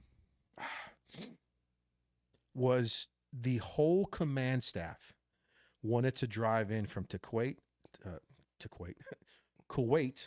which was where everybody went to prior to. I think MPRI had initial pre-deployment stuff that everybody had to go to. Yeah. I think it was MPRI. That was a company that we had to go through. Everything from range time to motorcade stuff to driving stuff, ambushes on vehicles and stuff. And man, the biggest decision I had to make was when I heard that the entire command staff, it's the, hey, we did it kind of a thing, but the whole command staff wanted to drive in motorcade from Kuwait all the way to Balad, which is past Baghdad. It's north of Baghdad. That's a long It's drive. a long route and a long trip to have the entire command staff on the road at one time. I recommended half and half fly. The boss flies. The other, they all have their sister or brother positions. I recommended half fly, half drive. Didn't do it. Didn't want to do it. They all wanted to check that box. So we ended up motorcading all the way in to Balad. I remember I think we were shy of Baghdad. My first exposure to death, as far as being in country, was I think big army had just lit up a vehicle, and we literally had to pass right by it. I was like, Jesus Christ. And the first image I had on that road trip, that motorcade, was this male person in all white robe by himself, just littered with bullets. You can see probably 10, 11, 12 just bullets because of his white robe. and he was just kind of in and out and kind of slumped over. But that was my first image, my first visual image in country. And, lots of close calls as far as stuff going on in front, behind. But man, I'm sitting here thinking to myself, this was a time where, this is the other thing. This was '03. '03? Yep, '03. Probably December of '03, so maybe January '04. We didn't have up-armored vehicles, man. Even the general did not have an up-armored freaking vehicle. At that time, they were putting plyboard on the doors, sandbags on the floorboards, as if that was going to do anything to help. It was going to do more to hurt if we did have any kind of ambush or ID, even small arms fire, man. Like, holy crap. I think he had at least the kit during the time prior to them coming from the States or the manufacturer fully kitted up, right? I think his vehicle at least had the kits on the Humvees, but he also had the satellite. He had this and that. So we were a sitting duck, man. I mean, easily identifiable. There was a few other vehicles that looked the same, so we constantly changed positions. But that was a long drive and a very dangerous drive. Man, we were lucky that nothing happened on that trip. I remember you told me kind of when we were prepping that, that dude didn't want to listen to like half of your recommendations. What's that like, man? I think a lot of people don't understand dignitary protection. I did it for a while. There's people, I kind of feel like most movie stars, man, it's more of a status symbol than they actually care about protection. You start getting into certain echelons in the government, and then, they kind of, heed your advice. But you were kind of, this is I think it's early on in the war. And, I think back then, 06 and above rated some type of protection team. But, yep.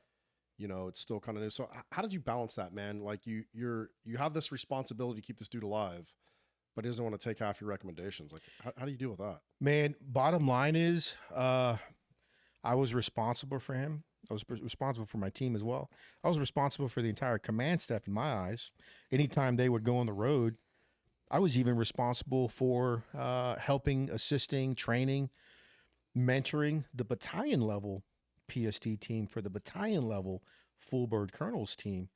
But it comes down to this, man. It comes down to you give your recommendations. And to this day, I think I could have been more firm in my recommendations, right? You think back and you're like, man, I wasn't intimidated by his rank.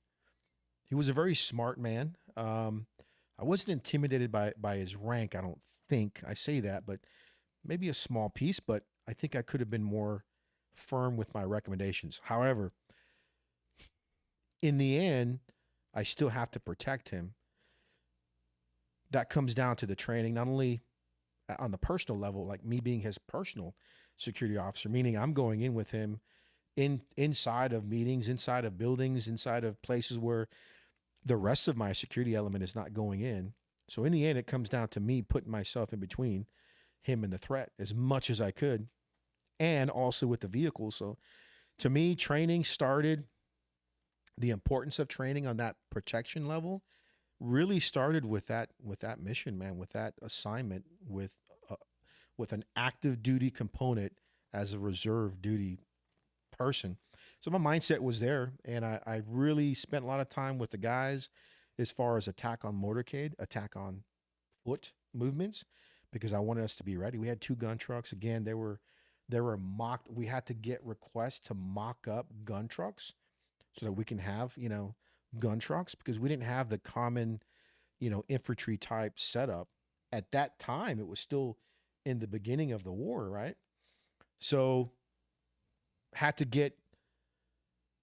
go through KBR and get things put together, like literally welding boxes for gun trucks, turrets for gun trucks, rotating turrets. Like we had to get all that in country, man.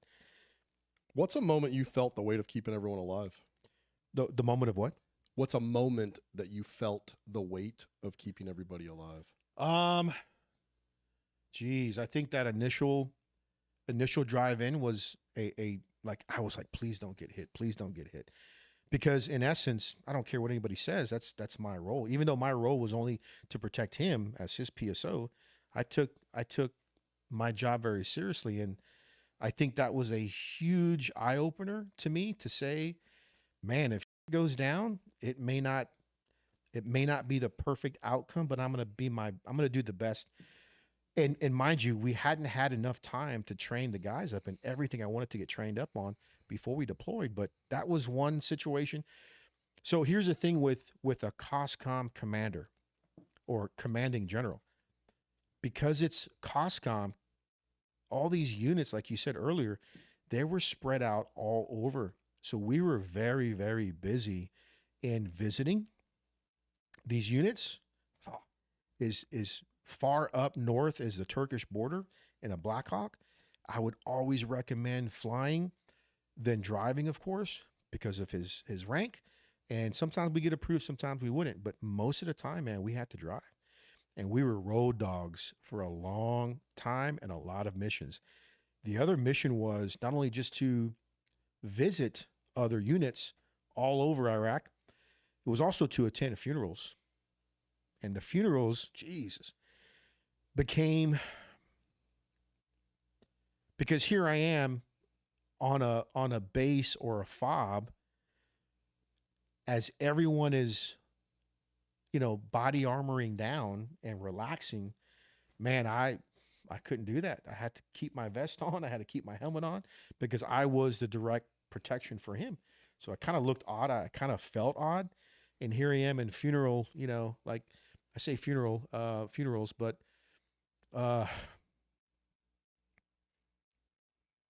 all of these soldiers that passed away in country, they weren't funerals. They were Memorials. Yeah. Memorials. Thank you. Sorry, man.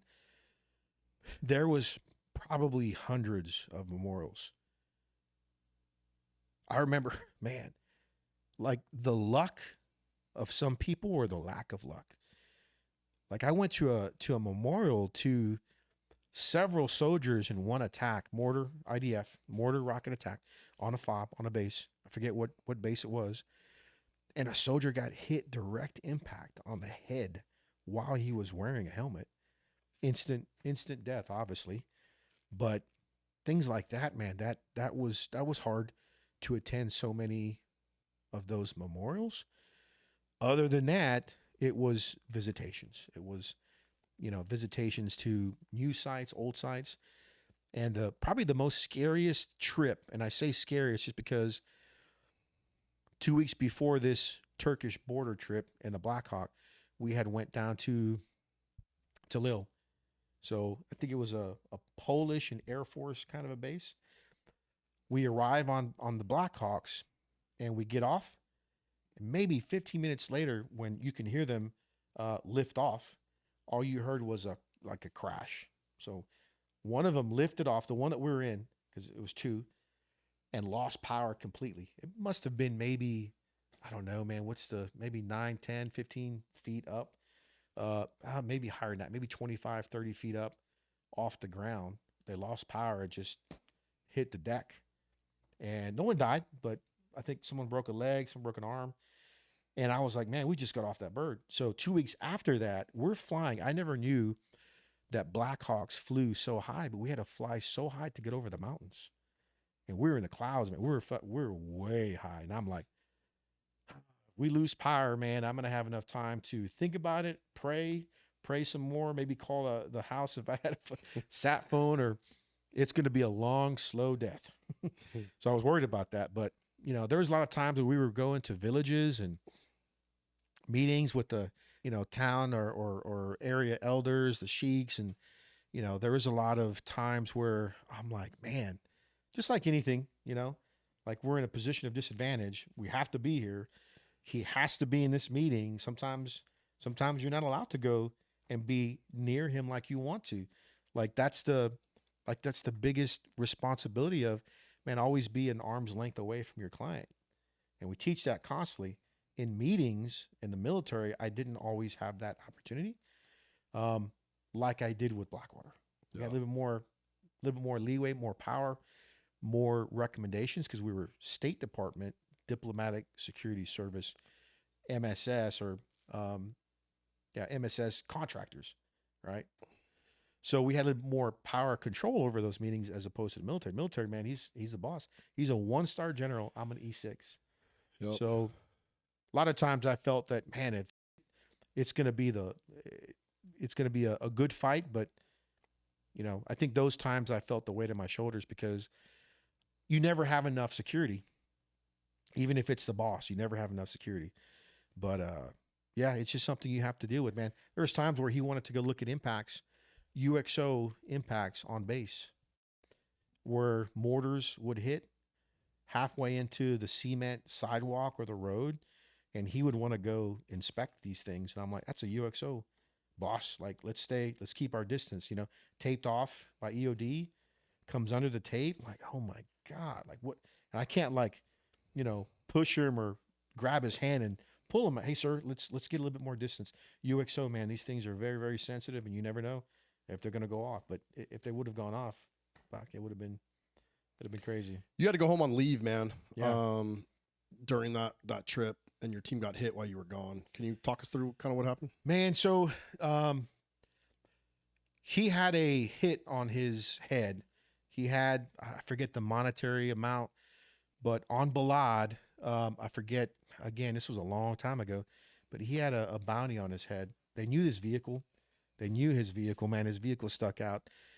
By the time we got everything, manufactured as far as armor, they knew the vehicle. It was a good vehicle, but it was a command staff vehicle. So they knew his vehicle. I was last to go on leave. I let all my guys go home first.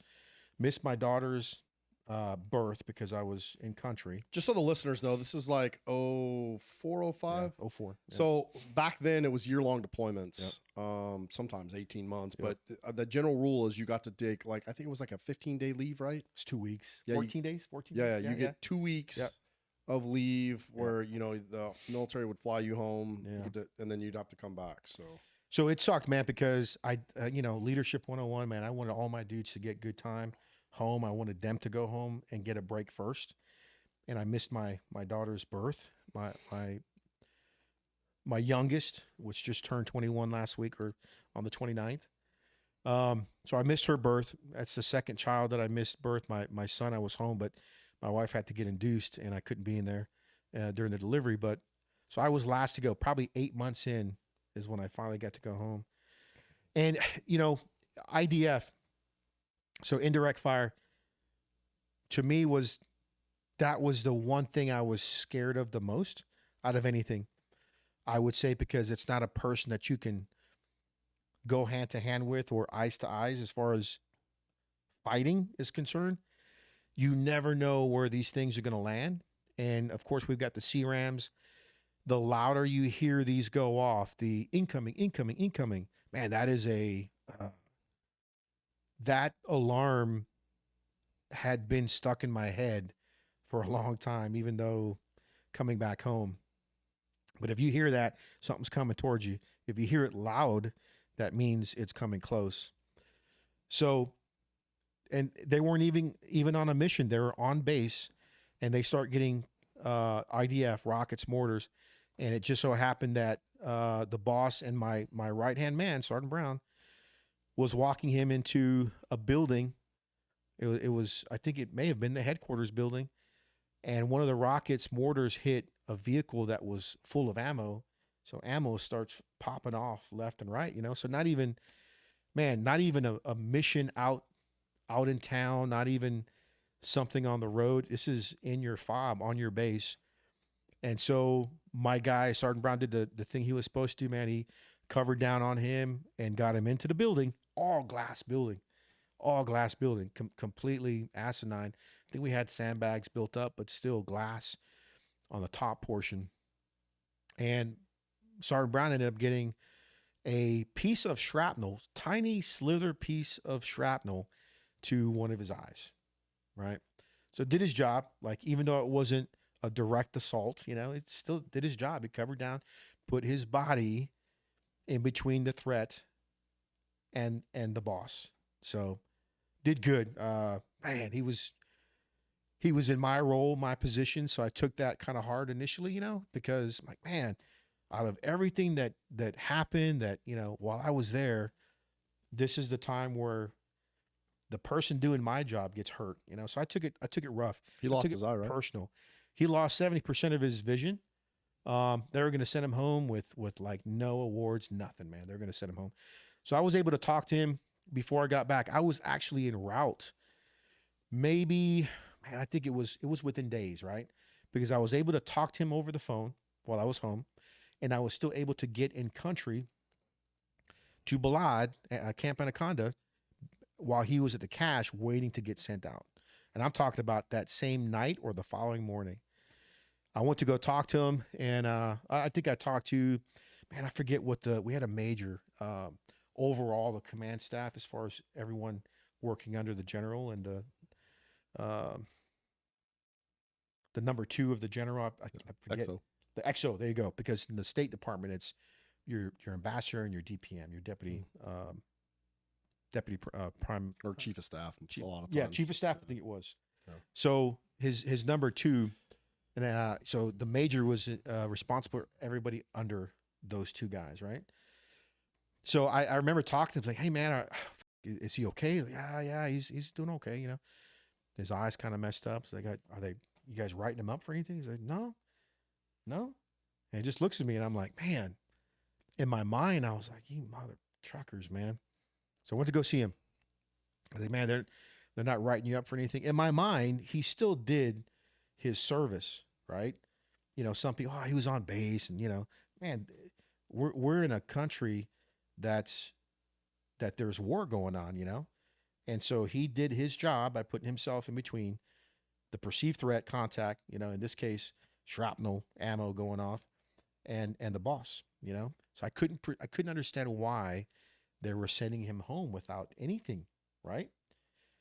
So, man, I remember going back, and I remember him saying, man, if you want to write him up for something, go ahead. And I was like, man, never had to do that my entire life. So researched, Googled it, saw some examples, and typed up something, man, and set it up, typed him up for a Purple Heart and Bronze Star.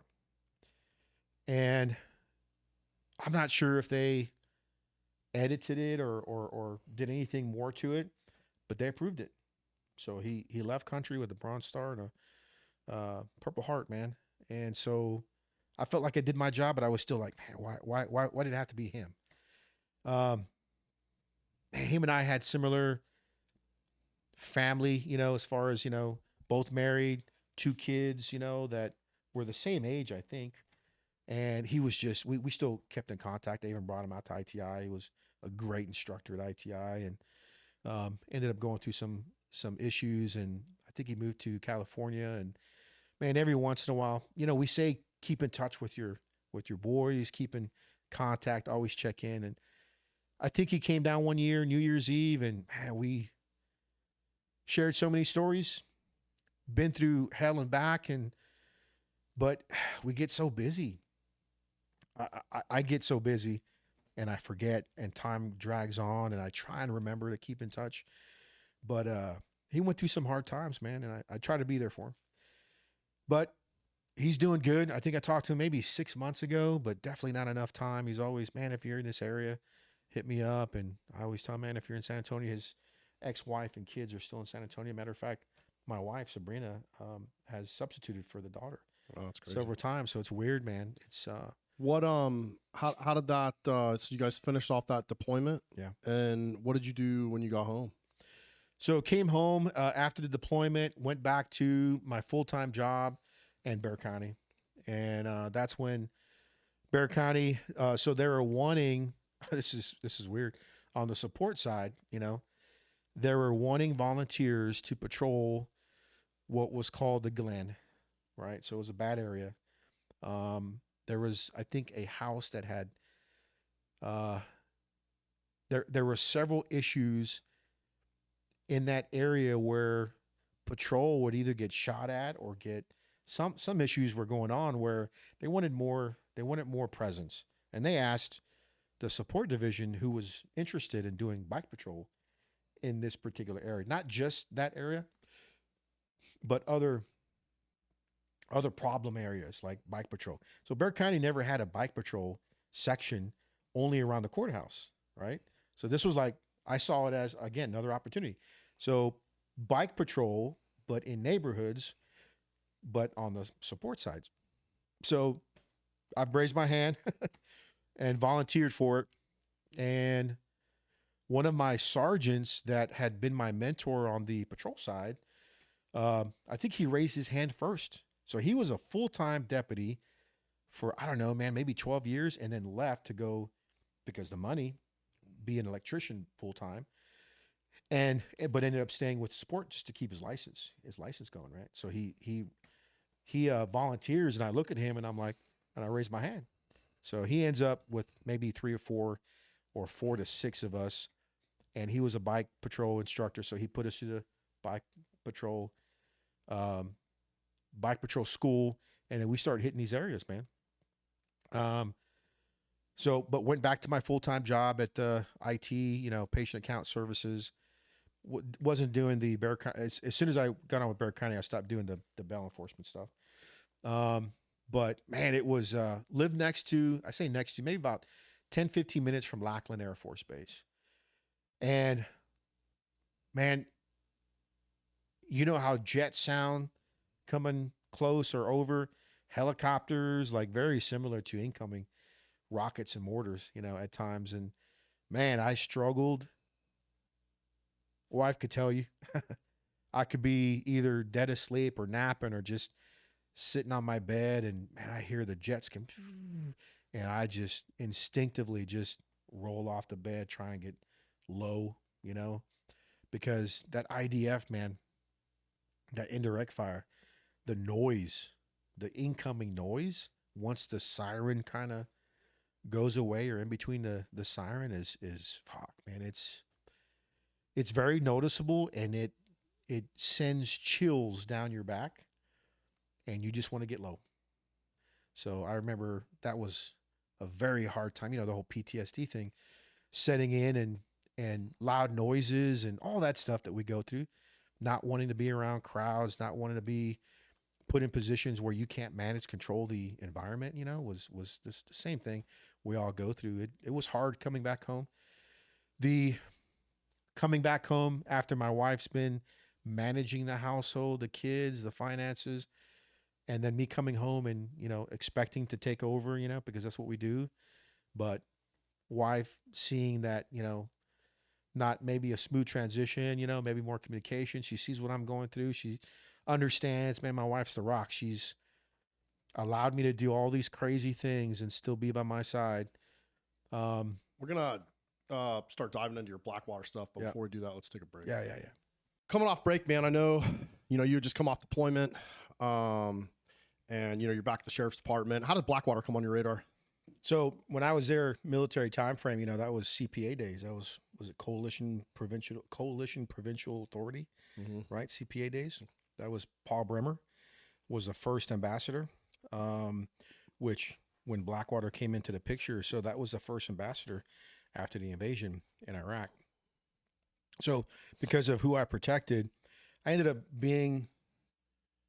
going to a lot of the same meetings that diplomats were going to. The ambassador started running into dudes that were plainclothes, private security, and, we're there at the same location protecting, different people.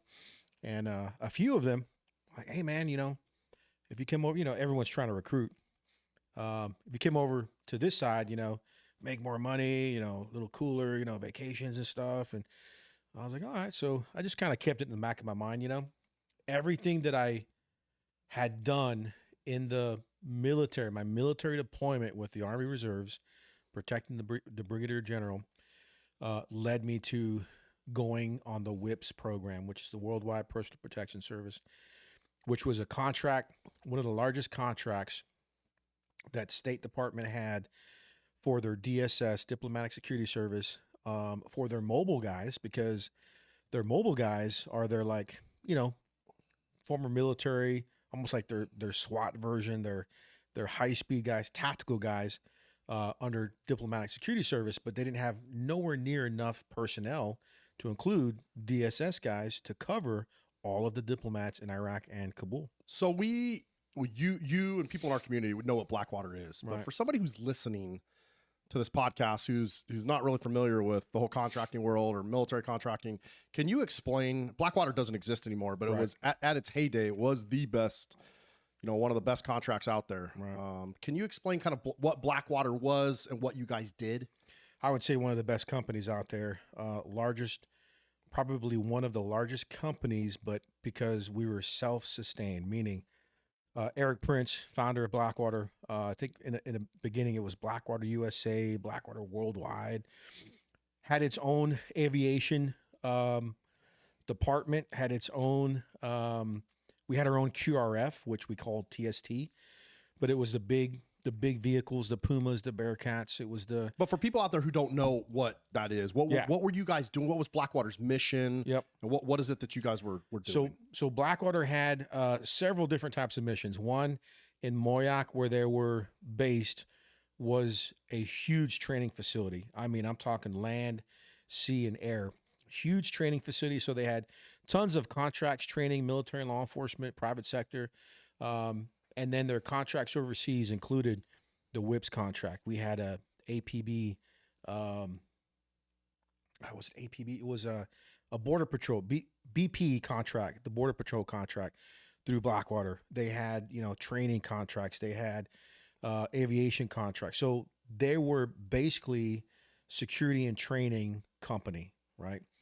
The contracts, OGA contracts. They had other government agency contracts. They had tons of stuff that you would never even know unless you were working a contract overseas, a government contract, to include, knowing all of the other companies that exist that have been around for a long time, even longer than Blackwater, like Triple Canopy, DynCorp. So that's what the mission was: training / security, and it was. And the worldwide. security, it was essentially government or U.S. State Department augmented diplomatic security services. Yeah, for the most part, the Border Patrol was just implementing, supporting the Border Patrol folks, the other U.S. Border countries, Patrol? no other countries, Afghanistan, and other countries, but also consulting. The OGA contracts for the CIA, for NSA, those are contracts that have been around for a long time, but the biggest contract was the WIPS. That was a worldwide personal protection service. And I say worldwide, but it started in Iraq, Afghanistan. So Iraq, Baghdad, all over Iraq, but Baghdad was the embassy. Afghanistan, Kabul, because Kabul was the embassy. So we worked out of the embassy, but we had teams all over the country in both countries. And you guys were augmenting the U.S. State Department or diplomatic security services, security, right? Yep, absolutely. And then Israel came out later on in the years. But we were basically protecting U.S. diplomats during the reconstruction efforts during that time. And one of the things that's talked about, but I don't think it's fully grasped, is I don't think Blackwater ever lost a diplomat. Never. We even so because of the assets, there are certain things that Big Army couldn't do or wouldn't do, right? So there's plenty of times where, because of maybe close proximity of teams on venues, maybe close proximities of little birds, maybe providing overhead coverage for motorcade movements, for venue movements where, Big Army would be in, have some troops in contact, need a medevac, and they would swoop in to assist. Man, the Polish ambassador, I had a really good friend of mine that was on one of my first teams, who later went to the Little Birds, which a lot of guys love the Little Birds, man. We love the Little Birds being on the ground, on ground movements and on venues, because they were our eyes in the skies. So they checked out routes ahead of us. And this is not every team got them. We would put a request in, and their main mission was to support the AMBO and the DCM, right? When they weren't on the road, man, anyone else that needed them, they would happily assist, man, and support. So there's nothing like hearing those little birds flying overhead and ahead to check out. Yeah, those little birds were like, they were what, were they Bell 500s? Yep, I think 512s, I think. Yeah. Same as the 160th SOAR little birds that Yeah. all those units have. I forget the name. I think the 512s, if I'm not mistaken, are the medium lift birds. Those were the bigger. So we had those two. We had the little birds, and we had the almost like the similar to Blacklock size. And that's what made Blackwater, I think, so unique is what you talk about. You guys had your own, like you guys had your own mobility, so you guys had your own vehicles, but you also had your own air wing. You had your own Overwatch, medics. So let's kind of start. How did I think I interrupted you when you were first started telling about how did it come on your radar? So I think you said you ran into him when you were a reservist doing the Dig Pro. And then you decided to apply. What was the initial training like?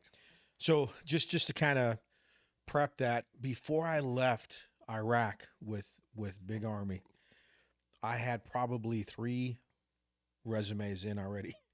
So before I got home, I had already applied to Blackwater, DynCorp, Triple Canopy, MVM. So 4 companies that I had applied for before I even left country. Man, I just saw it as an opportunity again, an opportunity not only for me to do the things that I like doing, I enjoy doing, but to make the money for my family to be able to support them. Obviously comes with, sacrifices, but I just saw it as an opportunity, man. I almost look back and see it a little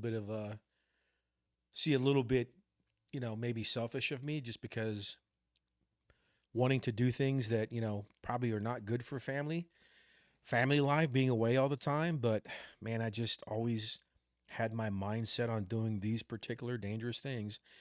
So I get home. 5 months later, after being home, the first company that called me was Blackwater. I had just been home 5 months, man, and I was not expecting them to get back to me. I don't know, maybe that soon or to be this aggressive. I told him, I said, hey, I am interested. I've been home for 5 months. Is there any chance, any way that you can call me? Just give me a few more months home. Man, I said that with no hopes that they would contact me back. And probably 3 months later, man, they give me a call back. I'm like, holy crap, man. And I think because of, man, that job description, everything I did with the military fit that job description. And you'll have some guys that were there with Bremer, the OGs, man, the Navy SEALs, the Delta guys, SF dudes, talk about how after, they left, Blackwater kind of went below, or what's the phrase, kind of downgraded on their dudes, because it turned into a police mission. It turned into a diplomatic police mission, and they needed far more people. So those initial dudes laid the groundwork for us, man. But when they were there with Paul Bremer, Ambassador Bremer, it was the cowboy day. It was Wild Wild West, man. I mean, they were protecting that guy, and it was the initial, push of the invasion after the invasion. So it was crazy times. But then comes the next, I would say, era of Blackwater guys, PSS guys, as far as security guys, personal security guys. So they called me back 3 months later, and I didn't want to lose the opportunity. So I accepted. They sent me all the paperwork. I filled everything out. Katrina had hit, and that year. And so what they were doing is, once you got approved, I got approved, went through all the background stuff, checks, met with an agent, for the background. Once I got approved, they were waiting for the security clearance, right? So every Blackwater guy that got hired on that was waiting for the clearance was sent to Katrina. So for those of us out there that may not know, Hurricane Katrina hit New Orleans. It was one of the most devastating hurricanes at the time. I still think it might still be one of the most devastating hurricanes. Man. It was crazy. Wiped out New Orleans, and people don't realize how crazy New Orleans was after that hurricane. After that, in the support phases, lots of people were still getting hurt, injured, killed, raped at the FEMA sites. Like the stadium was one of the worst, and all over Louisiana. So what were you guys doing with Blackwater? So there were several missions with Blackwater for Katrina. Most of the missions were under FPS, so the Federal Protection Service, which is the police for FEMA, right? Or the federal agencies, I think. So the contract was for federal police service. That contract, because again, and this is where contracting always fills the void, right? Federal police didn't have enough federal police to watch over, protect not only the FEMA locations, the sites, but the employees, because everybody was wanting to get that government assistance, obviously, because they needed the money. But there's a lot of stuff that went on during that time because you've got lots of criminals and access to lots of, people that can't protect themselves. So the criminals take advantage of that at these FEMA sites.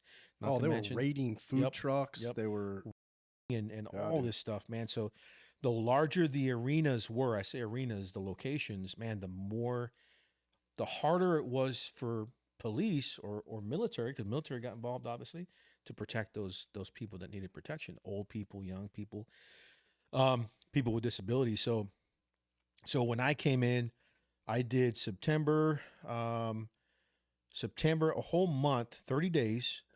And I think the first location I was assigned to a location like that, I think it was a closed down school, and FEMA was setting up. All we were responsible for is the security of that building and security of the employees. That's it. So we were, I say we were armed. Man, I want to say tan pants, Blackwater button ups, like security guards, man. But protecting not only the sites, but the FEMA workers. And man, there was a lot of crazy stuff that went on during that time. So September, October, I took the month off. November, I went back. I actually got assigned and to one of the remote locations where they were bringing a lot of bodies, like 18 wheelers full of bodies. It was like a processing center. And it was something straight out of the, CIA overseas out in the desert where all the land was cleared around, high fence, cameras and lights out and in, and pop up kind of a tan, not a... Sounds like a black site. Yes. That's the first thing, 300 foot driveway or 300-yard driveway standoff to the front main road to get to the facility. And we were responsible for the interior and the exterior. And the thing with that is they didn't want, the moment people found out that that's where maybe possibly their loved ones were being sent, they wanted to know where their loved ones were. They try to keep it secret so that they can have time to process and not get delayed and not have any, interruptions with, I don't know if mobs or with all of the family members showing up demanding where their family members were. So that was my second contract with Katrina, with FPS. Any crazy stories from Katrina? 'Cause it's not talked about. I've heard very few people ever even talk about it. Man, I've heard stories from other people. Other contracts were straight up to go in and grab, or I say grab, but pick up and protect, people. I want to say that, Had the means yes, to pay for it. Yeah. Yes. Maybe government officials, maybe private, entities. And there was teams, if you remember, some of it hit the news where, civilians all kitted up, Suburbans going into areas.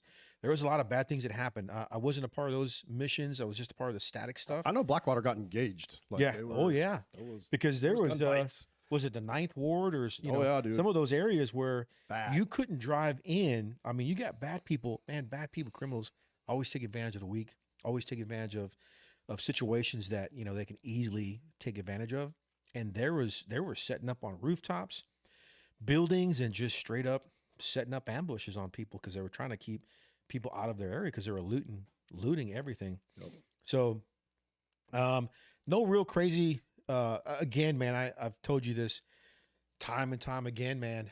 I have had a guardian angel that one day I would love to meet. Probably will one day, because I've done so many cool stuff. And again, there's so many dudes that have done worse things, more high speed things, have gotten blown up, shot up, and it survived, and all these stories. And man, I tell my stories, and they're nothing compared to those guys. It can always be worse, but I have had so much luck. Man, the weirdest things that that happened at that location. Like again, we always thought there was something else going on at those locations because it was so secret, but we knew why. They were just trying to keep it from the public, so they had enough time to process. Um, but it was just that whole process was weird. Like we had to watch over literally the dead bodies. Like there was a rotation, you know, from the front gate to the interior, this side to this side where the trucks were being emptied to inside the morgue. It was just weird. It was just, and of course you got dudes working with dudes and always messing around, you know, hey, there's a body missing. What? We got to report stupid stuff. But I ended up making, um, my right hand man, Sergeant Brown, was on the same contract with BW. So he was there with me, and then also another guy that I ended up becoming friends with there. I mean, it was I think 10-hour shifts or something like that. So you get to meet people, and everybody's waiting for their clearances for the To go WHIPS overseas. program. Yeah. So 2 months, and then I got cleared December of 05 was my DSS class 45, basically a vetting course, 21 days. And man, I was so nervous. Because there was, you name it, all types of backgrounds, man. Army, Marine Corps, you know, all the specialty units, tier 1 guys, you know, and then you had your Marine Corps machine gunners, you had your Marine Corps infantry guys, you had your Marine MSG guys, like so broad spectrum of backgrounds. And you know what? They told you this is a gentleman's course, but I'm going to tell you, if you don't pay attention to instructions, you're going to be released. And they're looking at how you interact with people. They're looking at how you take instructions, how you take criticism, how you take feedback, how you take, I mean, everything, because you know, we're trying to build teams, protection details that it's not going towards the fight. It's protecting your client while you're getting away from the fight while supporting that client. So it's a different mindset, man. It's not I said earlier, police mission. It's even different than a police mission because it's almost opposite of what we're normally used to doing on the police side or the military side. You go direct to threat if you get attacked, you know, some kind of ambush. How was the training? Training was good. It was definitely challenging, but man, we had dudes get sent home the first day just with bad attitudes. We had machine gunners, Marine Corps machine gunners, unqualifying on machine guns. We had MSG guys unking on pistol qualification. They were challenging, but you just had to pay attention to instructions. You just had to listen to their feedback because they were awesome instructors, man. Top-notch instructors, willing to give you their time and effort so that they can send you on a job that, you know, you want to do. But we had dudes get sent home daily. I forget how many we started off with, and I forget how many we finished, but it wasn't the full class. We probably had maybe, I don't know, man, maybe half a class or a quarter of a class get sent home for simple things. The hardest challenging thing towards the end was we had to qualify with the 203, and we had like something like 20 miles per hour knots winds, man. We had like high winds during this time, and I think you had 2 times, and dudes were Kentucky windaging the hell out of those rounds. We had to make them in a particular area. I forget the distance, but man, we had people get sent home, and that was like one of the last things that we got tested on. Mind you, we went through the curriculum was crazy for 21 days. We constantly trained, and man, passed my I think my biggest challenge was the 203, the 2 or 3 in the mile-and-a-half run, just because it was super fast, man. But I made it. So hit country January, I think 6th or beginning of January, and processed through Baghdad at the man camp, and got assigned. I was lucky, man. I knew a guy that was with me at that last FEMA site that went to up north. We call them set teams, state embedded teams, because you get a team or teams enough to be an advanced team and a PSD team to outline sites. So my first team and location was Fob Spiker in Tikrit, which Tikrit was the birthplace of Saddam. So that was my first mission as far as and team was in Tikrit. You land in Iraq, dude. You're back, right? Last time you were there, you're with the big army. Now you're a private contractor. Yeah. You know, when did it hit you like this is different? Yeah.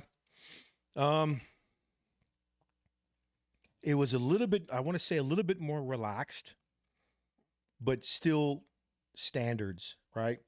We couldn't grow our beards a particular length because we work for State Department, so we still have to be presentable. So we had a lot of standards. A lot of people look at contractors as a broad and always, hey, those contractors are Blackwater. Oh, contract Blackwater.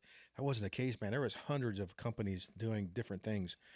And if you weren't working for State Department, you didn't have as many standards as we had. I mean, rules of engagement, the way we looked, the way we dressed, you know, we all had standards. We all had policies. So it was a little bit more relaxed, but still had standards. Man, I loved it. I loved the community. I loved the dudes from all different walks of life that all had combat experience, that were pulled together to do another mission together. That, man, it was awesome. We had our own fob within Spiker, Camp Spiker. T-walls around our hooches. We had our own entry gate. Like it was secluded on Fob Spiker, and we maintained, you know, control of that. But I enjoyed the mission. I enjoyed, of course, I'm just getting to my first team, and the team was out of Tikrit, but they were doing vehicle maintenance in Kirkuk. So probably about a 2-hour drive. So I flew into Kirkuk.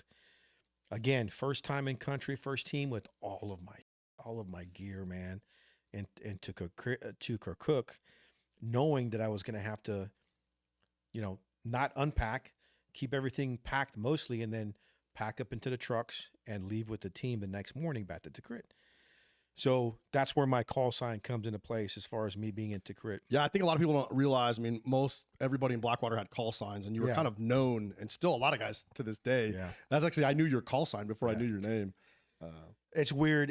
You either do something stupid or something cool, and mine was on the stupid side. But so first time in country, first time meeting the team, stay there overnight. The next morning, you know, the night before it was, hey, 1430 or 1400, we're getting on the road. We're going back to home base, and so that was all that was said from what I remember. So I'm thinking, man, all right, get up for nothing else. It's like, no, just make sure you're checked out of make sure you pack up, make sure, you know, everything's clean around your hooch. We're in tents, you know, large tents, almost like those bivouac tents. And I was like, man, I got plenty of time. Went to go eat breakfast, went to go hit the MWR messenger computer, you know, and started messaging the wife, talking back and forth. And my buddy comes in and he says, Martin, what are you doing, man? It's like 9:30, man. 9:30.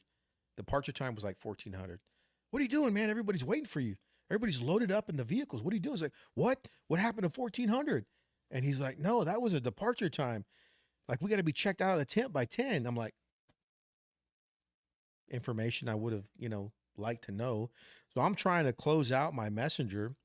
He's like, what are you doing? What do you want? I say, I'm on Yahoo Messenger, talking to the wife, man. And it freezes, man. So I have to hard shut off, reboot. And I go, and I go back, and they're all new team, new guy. And they're all there in the crowd bunch. I'm thinking I'm going to the gauntlet, you know. I didn't want to piss off anybody, man. I was a new guy. I wanted them to know I was putting in my time and effort and part of the team. And matter of fact, my first shift leader, Peanut, Doug Ford, man, good dude, man, been through a lot. He said, "What were you doing?" I was on Yahoo Messenger, man, and I think, and this is funny because between these two guys, my buddies, they fight over who gave me the call sign. So I think Peanut gave me AWOL. Your call sign is AWOL, man. I was like, man, I didn't miss a movement. I'm late, but I didn't miss a movement. And my the other guy, DDM Cam, we call him, Chris Camera, short for Cam. We called him Cam, but we also called him Beefcake. Another Italian. He said, "Oh, Yahoo, your call sign's Yahoo Messenger." I'm like, "That's so dumb, man. I'd rather stick with AWOL. That sounds cooler, you know." That's how my call sign was created, and it just stuck, man. So my biggest thing was, man, that sounds kind of like I'm up, like I'm a bird, you know. And oh, that Yahoo, you know, that's always referred to a person that's not good. So I hated that because I didn't want people to think that didn't know me, oh, this dude's a Yahoo. That's where I get his call sign. He's a piece of crap, you know. He's worth nothing, worthless. But hopefully, I've changed people's thought process on that call sign, and I owned it, man. I kept with it. I even made a patch, you know, with the how Yahoo actually is written out, you know, with the exclamation point, a patch with my blood type, and put it on my helmet or my vest, and that was my call sign, man. Everybody knew me as Yahoo. Hardly anybody went by first names or real names over there. Yeah. What was that first contract or that first, like, you know, trip overseas and working? How was that? So I was trying to get the feel of everything. Being into crit, we were pretty much on our own. I say on our own. We had enough guys on our team to have an advanced team. So we did our own advances and PST team. As a new guy, you're assigned to basically what they want to assign you to. I think I was assigned to Intel. So I think Rakasans were there into crit during that time. I forget the particular unit. It was a Rakasans. 101st. 101st? Mm-hmm. Okay. So we would go almost like a left sheet, right sheet, you know. So the guy that was handing off the intel to me would take me, show me where to sign in and go through their intel briefs. And I would take my notes and get the file and everything. And I'd put the intel brief together for missions if we had missions, and I deliver the intel to the team, right? The team intel brief. So, and so, man, I always noticed that the guys were like, oh, geez, intel brief, you know.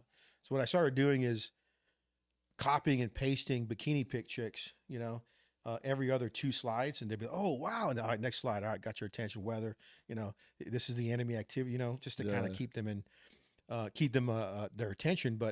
And then you either are assigned to, most of the time on the missions, you're either assigned to the advanced team or the PSD.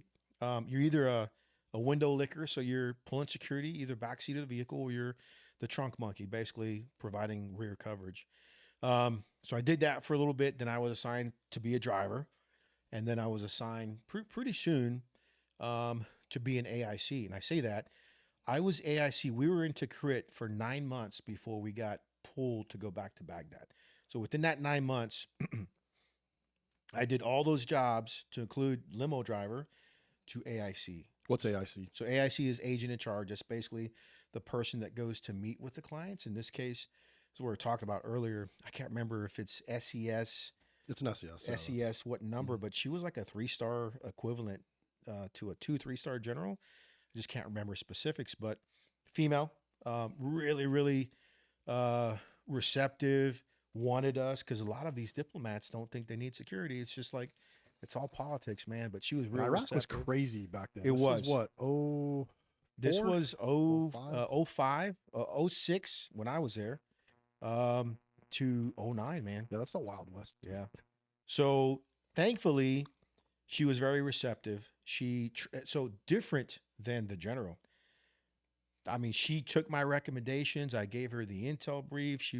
I would give her my recommendations. I would give her recommendations as far as, hey, make sure you're not sharing your meetings too far ahead. Make sure, you know, everything I could in that protection realm as a direct line of protection, you know, as AIC, PSO, AIC, same thing, right?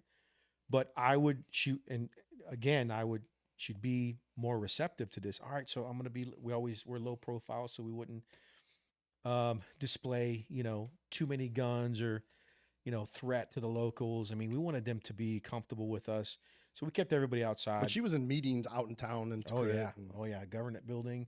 which we got hit several times. We got small arms fire. They would constantly do drive-bys in the building. Some of the times while we're in the meeting rooms. And I remember I wasn't AIC at this time, but I think I was out on the door and I ended up helping the AIC, which is the same guy that, I started talking about this earlier. I don't know if I finished. He was the guy in the Little Bird that was on our team. We went to Baghdad that helped rescue the Polish ambassador after they got hit. Narrow kind of a road down in the city. Entire team got killed except for the Polish ambassador and either his driver or his AIC, the Polish ambassador. Little Birds were the only ones that were willing to go in, swoop in, load them up, and swoop out. Man, to this, I remember him having pictures and the Polish ambassador being a huge proponent of Blackwater because of no one else wanted to go and get him, man. So, and this is fast forward, but now back to Tikrit. Had the hard pointer because of the shots they were going into the meeting room. And then the team on the outside, engaged same guys, other issues. We had lots of issues as far as even, what do we call it back in the day? Blue on green kind of situations where our Suburbans, they're Suburbans, but we weren't the only ones that had Suburbans. Iraqis had Suburbans as well too. Big Army, sometimes there was some conflict, between. So there were some times where, some of our teams got shot up by military. Thankfully, no one died. But Tikrit there was not too many locations we would go to, which made it worse. There was not too many routes to get to downtown Tikrit or Tikrit. So that made it worse because we were more easily able for the bad guys to track, because there was only two ways in. So we were either one road or the next. We constantly had to change routes. But there were highway out in the middle of nowhere before we got to the city. So IED, small arms fire, ambush, attacks on motorcade were always an issue. Attacks on venue was always an issue. But we had good security on the government building because we can get to the roof. There's a separate tower that we can provide overwatch. We had direct vision of the traffic circle to get to there. Pretty good distance from the limo, from the snipers on the roof covering at least the motorcade movement once they had eyes on. But we went to that venue a lot. So that first initial team and location, oh man, we were on our own. We were away from the flagpole. Yeah. Every Friday we had Hawaiian button-up shirt day. We barbecued, man. We cooked good steaks. I don't know how it was possible, but most of the time those PXs always had good meat. They always had good steaks, man. So we would always get steaks for Friday. Barbecue, we could drink, so we always drank. Alcohol until, people would mess that up and we'd get stood down on alcohol and then, all right, you guys are good. And then we drink enough till people would get in trouble. This is when we went to Baghdad. So we lost the contract for the outlying sites in September and had to handed it over to Big Army. So Big Army was coming in, left seat, right seat kind of a thing where we're kind of training them up. Because hardly any PSD teams on the military side, unless they're attached to like generals, were not officially trained, man. So I had a lot of experience in that.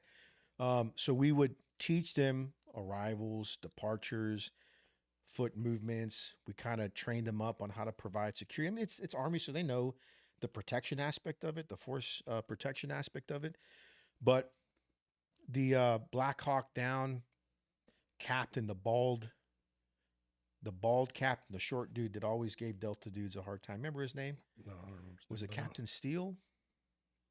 So that captain ended up being the commanding officer for the unit that was taking us over. It was just cool because, like, man, he's still in the military. So I think he was a major. Handed over to them. Man, I think we heard like the next week they got hit. They got hit hard, man. So we end up moving to Baghdad. Every outline site teams end up converging to Baghdad. So I don't know, maybe 1, 2, 3, maybe 5 teams, 4 teams, 5 teams end up going to Baghdad. And so we're creating, or they're creating, the head sheds, creating more teams for Baghdad. So we end up getting tasked with Call sign Raven 18. And we end up getting tasked with what we called tactical site surveys / advances. So we would conduct advances for PSD teams. We would conduct tactical site surveys, which later turned into technical site surveys. Can you explain to the listeners out there what an advanced team does? Yep. So advanced team. So if you don't mind, I'm going to talk about TSS first because it kind of leads up to the advances. The technical site surveys is basically doing a threat assessment on a building, on a venue. Everything from the entry point vehicle-wise, if it's fenced in, if there's a perimeter, if it's a compound, like we're doing the assessments from arrival. And I'll get more into this as far as the sniper, further out view responsibility to the drop point or the point where the PSD team is going to drop off the diplomat to go into the building. The vehicles, we're sweeping vehicles, we're controlling the gates, we're sending people inside, we're sending our snipers to the roof with their A gunners, with their support dudes, and they're heading to the roof to provide overwatch security for us on the routes into the venue, on the compound of us on the road, on the street level, as myself or whoever's a shift leader for the team and the medic would go inside. That's where me and Kobe, ended up working a lot together with.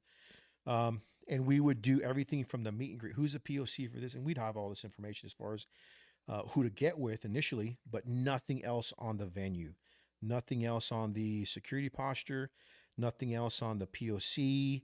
So as an advanced team, you're going to the site before the boss gets there and you're locking the entire site down. So the technical site surveys come into play where if a U.S. diplomat hasn't been to a location ever or in a long time, they send us in to do a TSS, vulnerability assessment.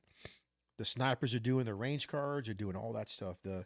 The ground guys outside and inside are doing their sketches, doing their layouts. So when we walk away from a TSS, we put all this data, pictures and everything, sketches, pictures. We put all this data on a file.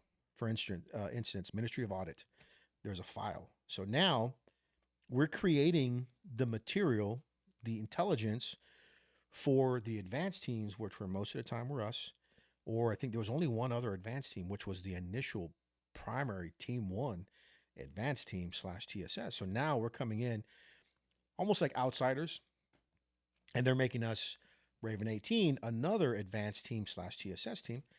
And so we started doing the TSSs and advances. What that meant is, man, our team was on the road a lot because every team needed an advance. It was preset security and threat analysis before they even arrived. And we would also check the routes. So if we told them, hey, we would try not to take the same route as they were. So we'd have a green, yellow, red. So whoever the shift leader was would get with the shift leader for the PSD team and have a conversation meeting. Hey, so this is the venue. It's what we have, man. What are your routes? Because we let them pick first. And if little birds were available, they would be able to check our routes, real time with hopefully not giving up our routes, if that makes sense. So whatever they would take as green, we check out the red or the yellow. And so we'd give, hey man, red and green are good or green is no good. So stick with yellow, whatever the case may be.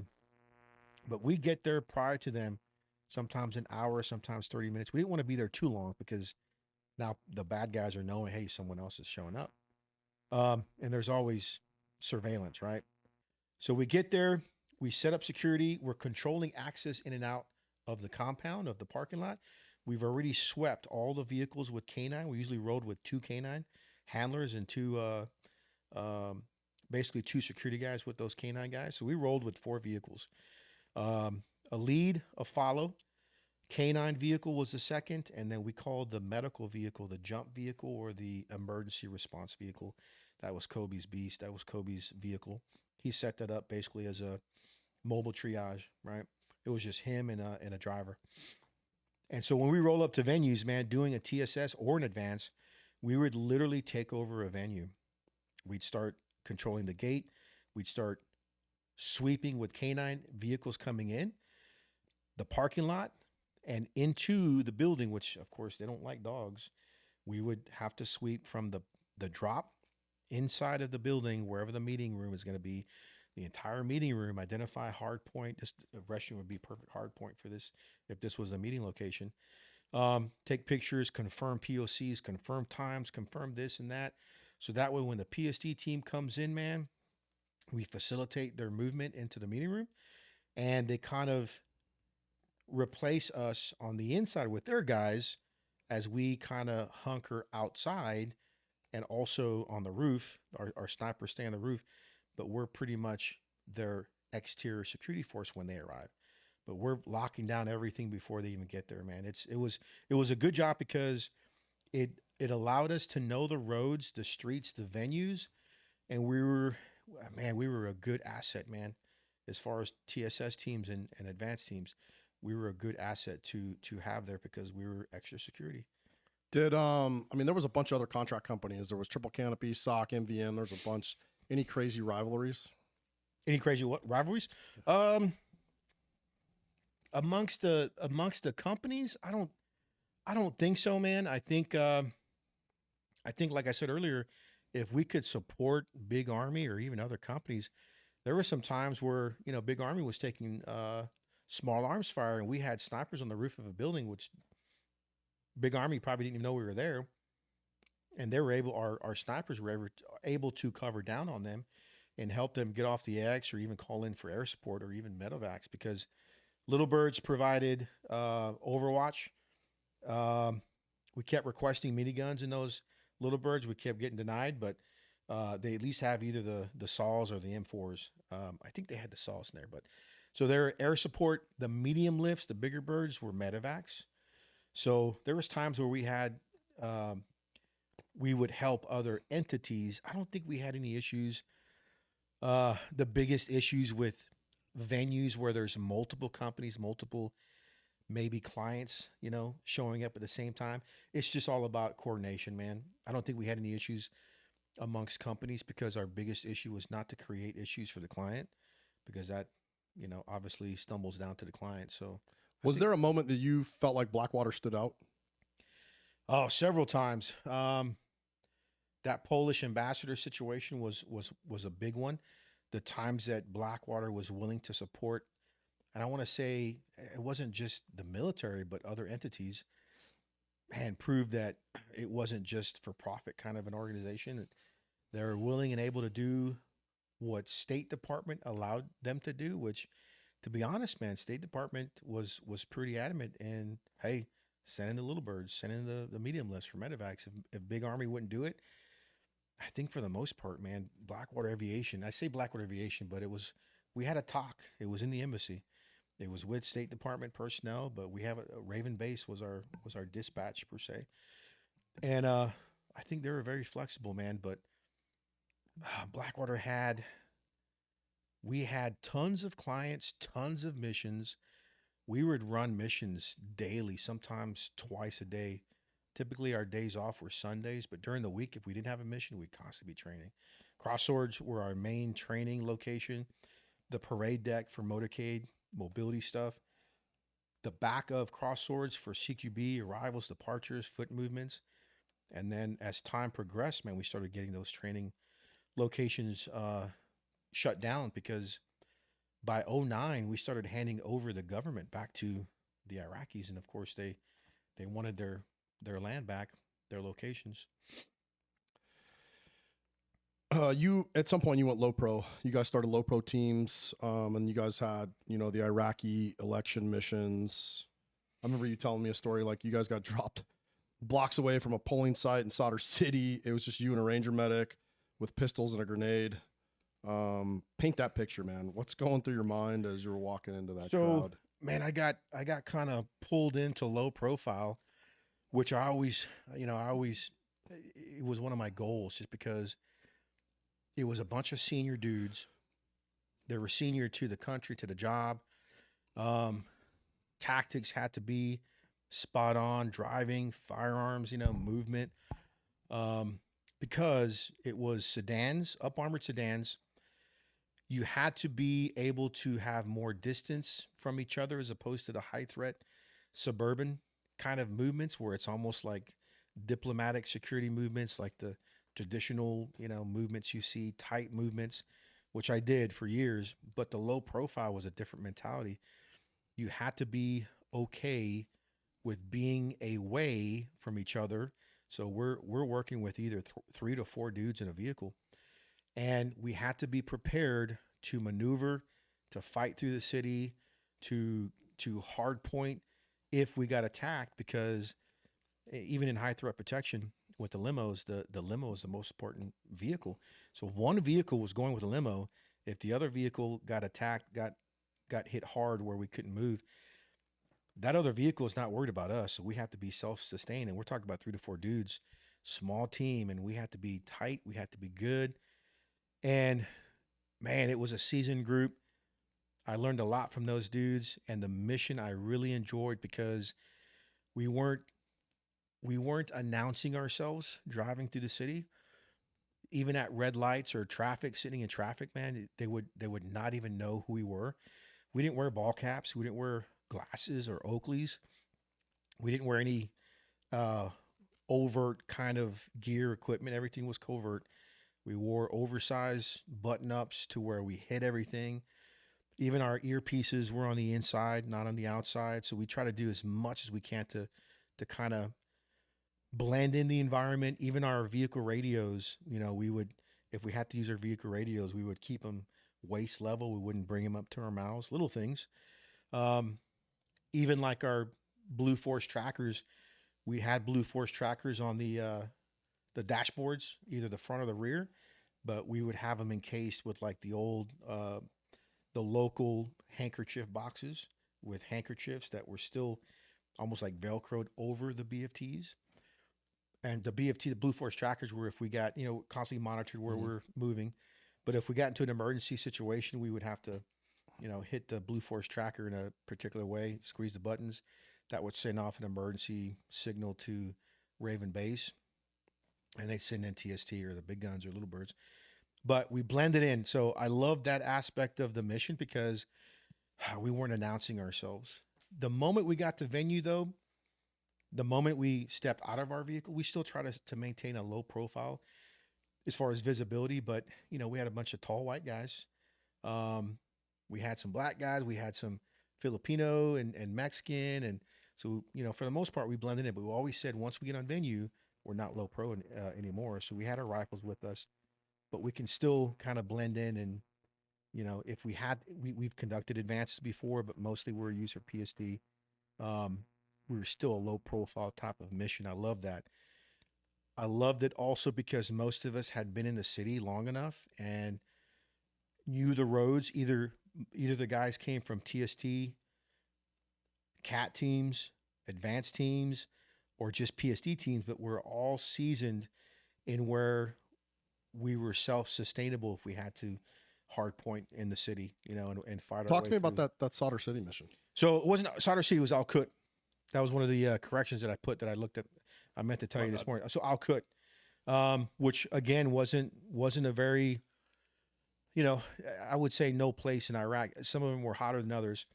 So we got this all hands meeting at the embassy, and it was RSOs, it was diplomatic security officers, it was DSS guys, but also everybody with Blackwater as far as on that mission, on that WIPS mission. Huge all hands on. We were given the mission, and it was basically their initial polling site during their elections. They didn't want at the polling sites military presence because they wanted to be independent, right? They wanted to show that they were doing it on their own, but every polling site had a U.S. diplomat visit, right? It's exposure. It's doing the whole reconstruction efforts, right? Getting them to be a country again. And these elections were a big deal. So they didn't want military presence, and they didn't want any, overt presence, obviously, with anybody with State Department. So we were basically paired up. You could have been with another Blackwater guy. You could have been with another DSS guy, RSO. And we were each given assignments, locations. And we're basically on our own from there. Like, we got the helicopter rides to go get dropped off at these bases, these FOBs, near these polling sites. And man, I was lucky to get paired up with an Army Ranger medic. Maurice was, man, top physical shape, condition, man, good dude, good medic. He was a medic in our low pro team, so we worked together. Probably the best dude I could have had with me during that type of mission. And the mission was crazy, man. These polling sites, they didn't want any presence, military or any overt kind of presence with guns or vests. These polling sites were going to be busy as hell, obviously, and the buildings were not always huge. So when we got dropped off, we linked up with, I forget the unit that was there in charge at their talk, asked what our capabilities were, asked what our support were. We were going to basically be dropped in on foot, like 2 blocks away from these polling sites, and had to go on foot and walked 2 blocks with a client with low no rifles.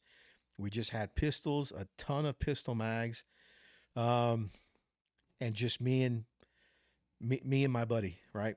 And I think it was one. I don't know if it was more than one person that we were protecting. It may have been 2. And so we asked what our support was. We had basically drone capabilities to cover once we were dropped off, to cover our movements while we were on site. So we had that. So I felt kind of good about that. We kind of did a pre flyover to kind of see the layout so that we can understand not only the building, but what's around the building, the neighborhood, the egress, ingress, and basically had to come up with some plans, worst case scenarios. But day of the mission, man, we get dropped off 2 blocks. It was a long walk, and I felt so vulnerable because we're about to go into a building full of people with just pistols and magazines. Obviously we had medical equipment, and it was the most uncomfortable thing because we had to, and we blended in very well, man. Maurice was a black guy. I'm a Hispanic guy. So we blended in, but we had to maintain close proximity, but also give her room to walk around and move around. And man, that was sometimes protection is hard because sometimes they need to be vulnerable. It sounds weird, right? To do their job. And I think that's where the low pro aspect, even stateside, that I've tried to push with stateside work is, man, low pro is the way to go as long as you're fully trained and you understand the concepts and you understand your limitations. Low profile protection is probably the way to go, right? But in this high threat environment, I didn't feel comfortable because I kept thinking, if one bad thing goes on in here, man, how am I going to get to the client? How are we going to get the client to hard point? Where are we hard pointing at? Because we didn't see anything inside the building until that day. So we get there. We assigned one of us to stay with the client. I think it was a female.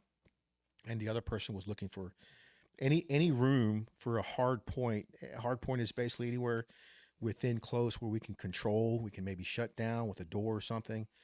Hard point the client. You saw it in Benghazi, the 13 Hours movie, where they're hard pointing the restroom. Meanwhile, trying to maintain a sense of security, right? That was probably the most uncomfortable mission. And the hard part about that was, like, I had to tell my wife, like, hey, I'm about to go on a mission. We couldn't have contact with them for whatever reason. I think it was because of location and stuff. And we were like, it was almost like an in and out thing. I would say max 3 days.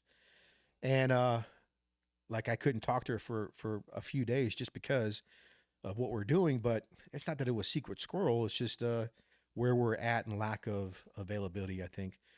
That was the most uncomfortable mission I have ever done. Well, there was one more, but that was the most uncomfortable mission because it was just 2 of us and still protecting, a U.S. diplomat. No one wants to lose. I don't care if you're a diplomat, just anyone you're protecting, no one wants to lose a client, which Blackwater never has lost a principal. And it's thousands of missions, both in Iraq and Kabul. So they have a pretty good track record. But the media killed the name. There was a pretty high profile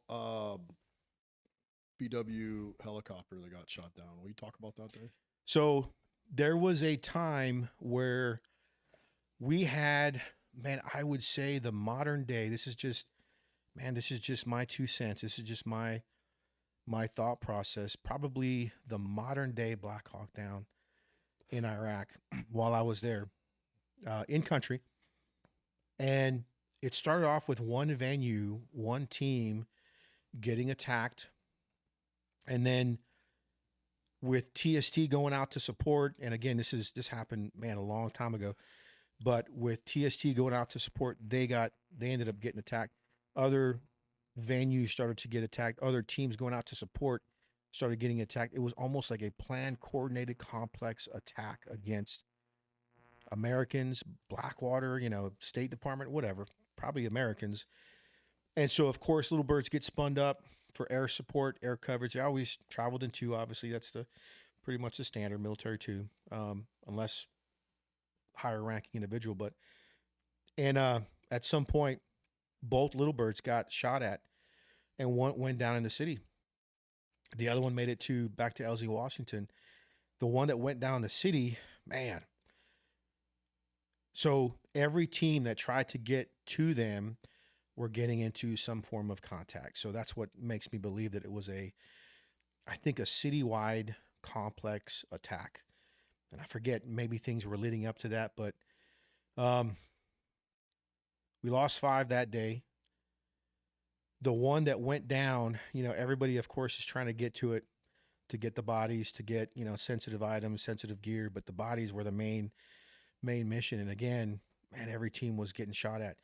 We had teams going out opposite gates to try and, dogleg square the attacks, and they kept getting hit.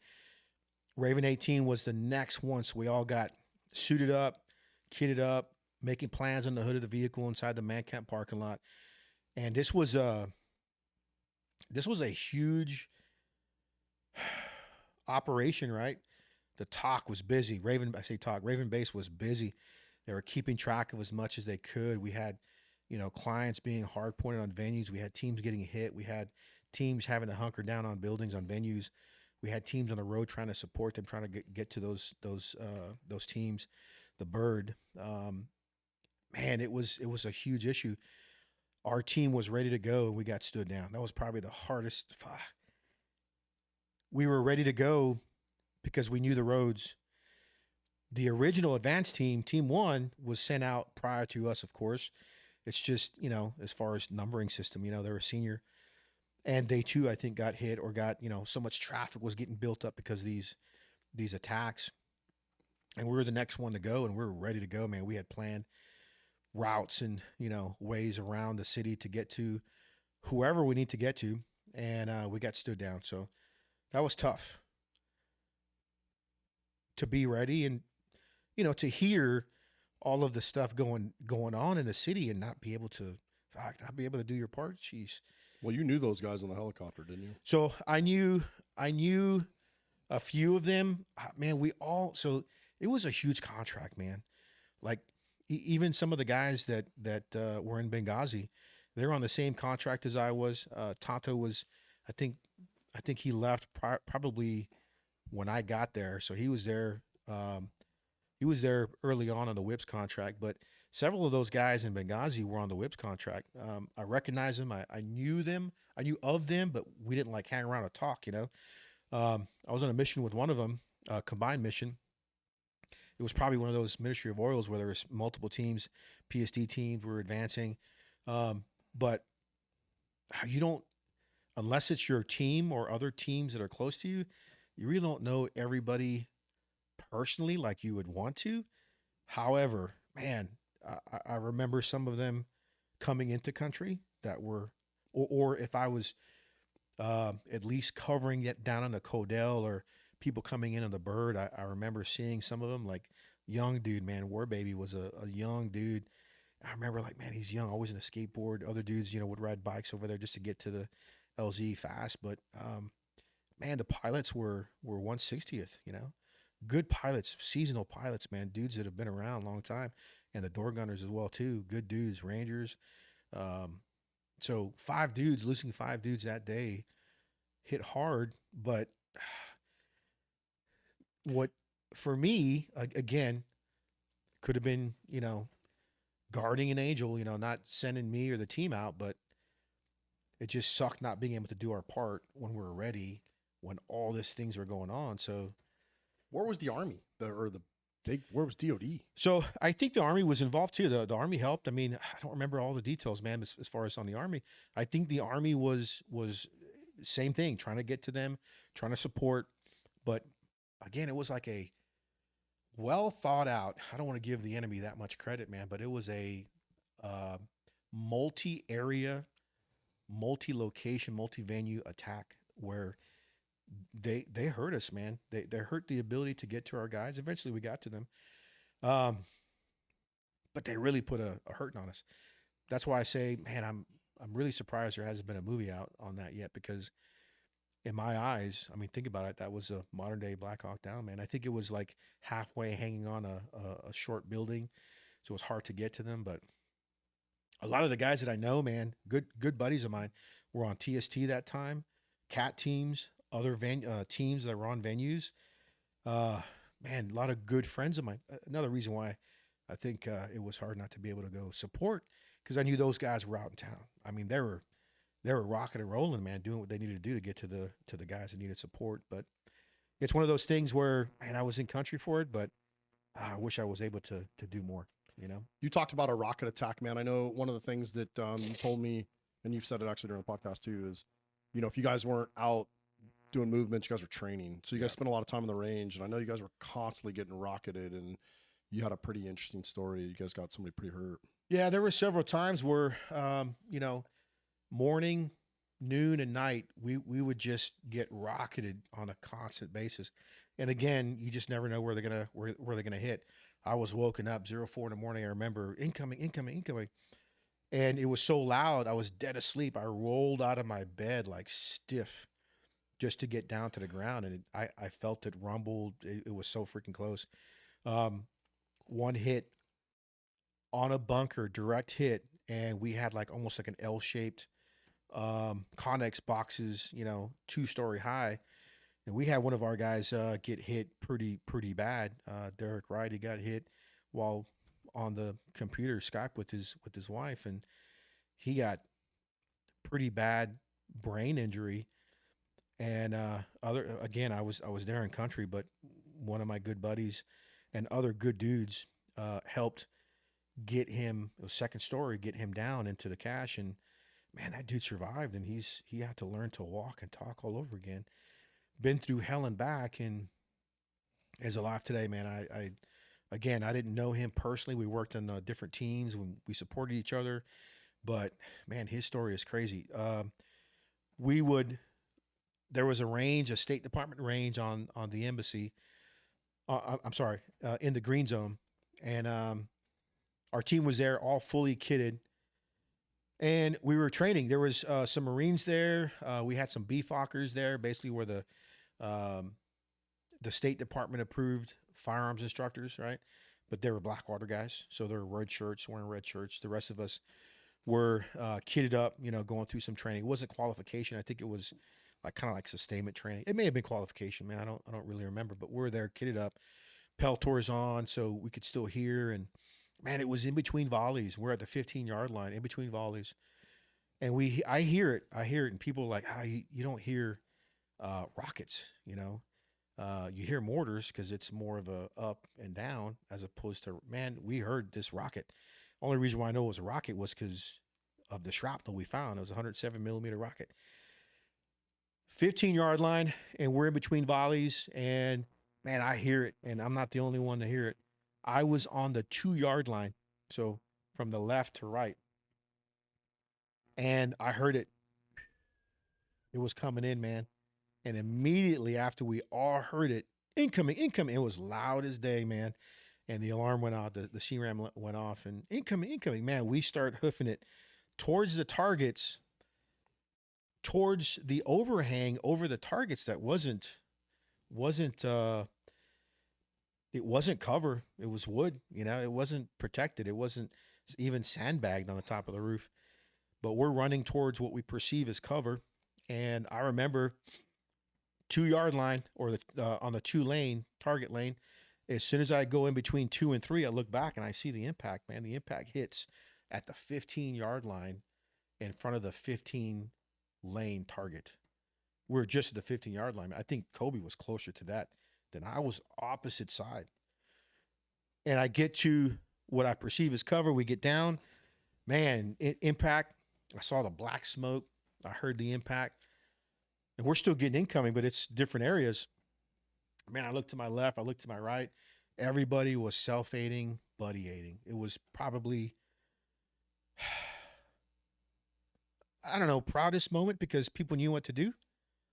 So self-aiding, buddy-aiding. I looked to my right where my buddy Superfly was, which was on the 1-lane target, furthest away.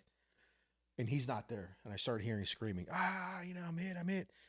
I look down, man, 3-yard line. He's on the ground. And I'm like, so apparently he dropped his pistol at the 3-yard line when it impacted, and he got shrapnel.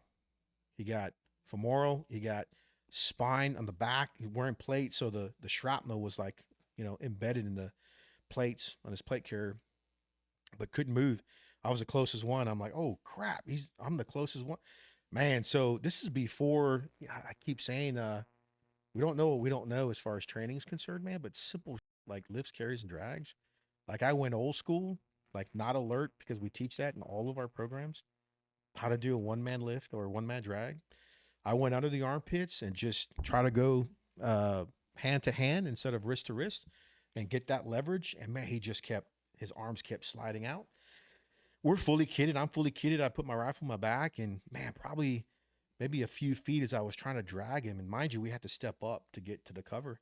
One of our snipers, man, Chad, comes and gets the feet. And so we drag him to cover, put him under cover, perceived cover, wasn't cover. And man, I take out a tourniquet. I throw it to another one of our teammates, young dude, man. We called him Oahu. Was it Oahu? Because he was a young kid, Army guy from Hawaii. Brad was his name. Young dude, man. So I took out my tourniquet, threw it to Brad to my right, and Chad was assisting. I cut open the pants to see where the injury was. Femoral bleed, man. From what I remember, I remember excruciating pain, man. And so we started helping him put the tourniquet on. Shift lead was, I think even Kobe may have said, we need a vehicle. We're still taking incoming. None of them were that close, but they were close. They're like outside of the berms. And one of our guys went to go grab a vehicle. You got a word for that.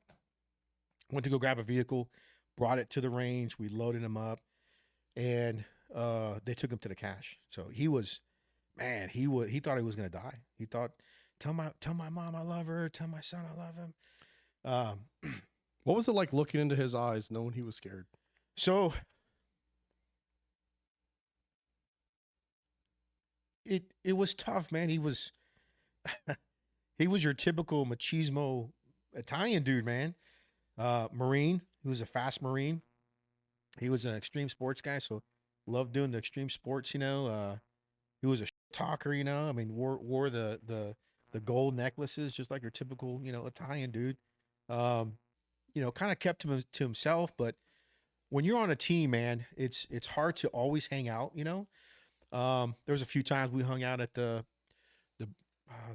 I forget what they called it, but the place where you could eat lunch outside. They had like a stage there, like whenever Eric Prince came, he would speak on the stage. We'd have bands. We had a Blackwater band that played music on certain nights, man. It was awesome.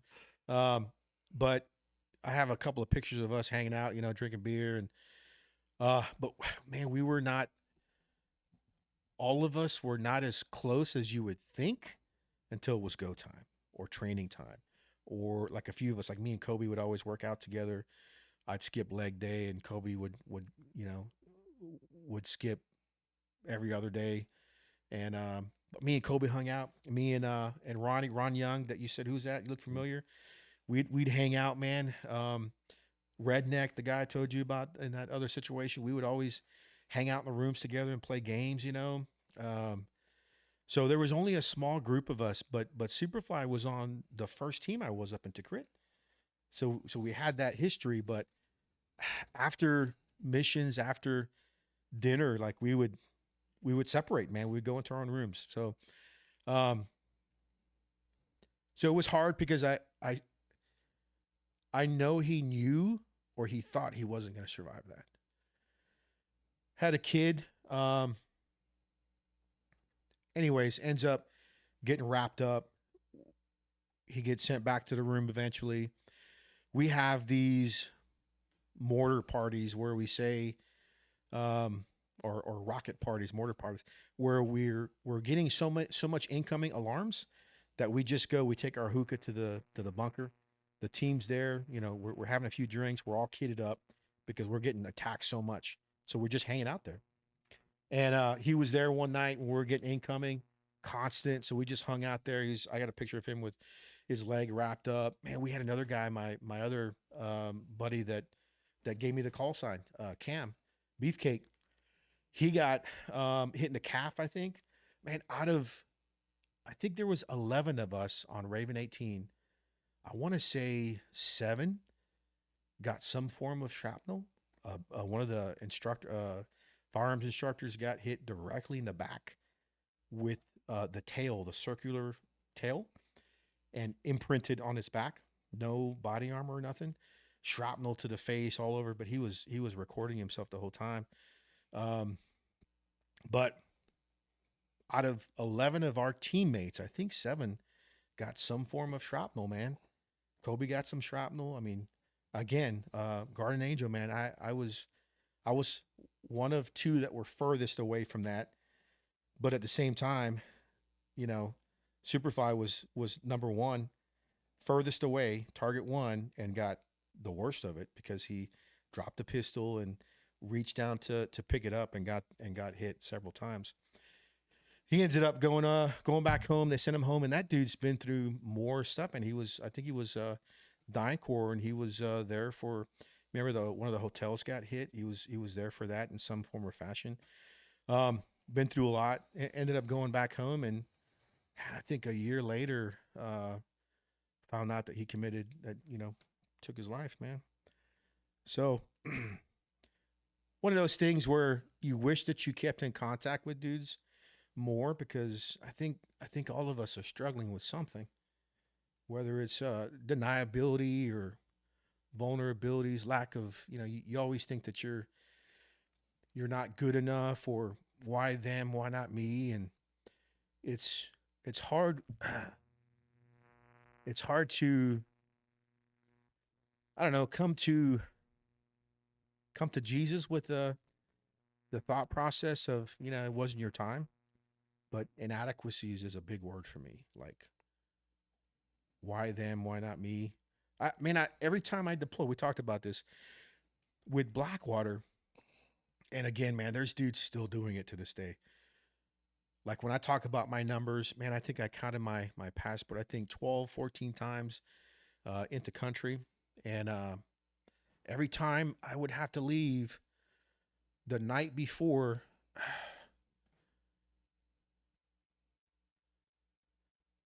I prayed to God to get me back home. Like 12, 14 times I did that. And every time I left,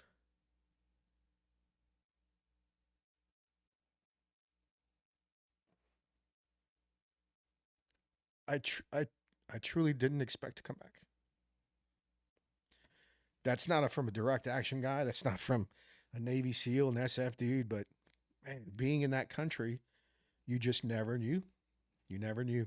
A lot of death in those years too, man. Yep. And we lost a lot of dudes. Another dude, sniper, we call them DDMs, designated defensive marksman. Roland Tressler, man, Marine Corps reconnaissance. Dude was a stud. I remember he left to go to Little Birds. Little Birds, he wanted to, that was his dream, man, to be a Little Bird door gunner. And I think we lost one of our DDMs end of contract, not, hurt or anything. And we were short of DDM. So he had already been with Little Birds. Me and Kobe had dinner with him this night, had dinner with him in the man camp. And I think I was shift leader at the time. So I was like, hey, man, you ever think about coming back? We got a spot, man. You ready to come back to Raven 18? And he's like, man, I love doing what I do, man. He was good dude, man. The next day, not even an ambush, not even an attack, man. He was taking some of our dudes to go train in an outside location, off-site.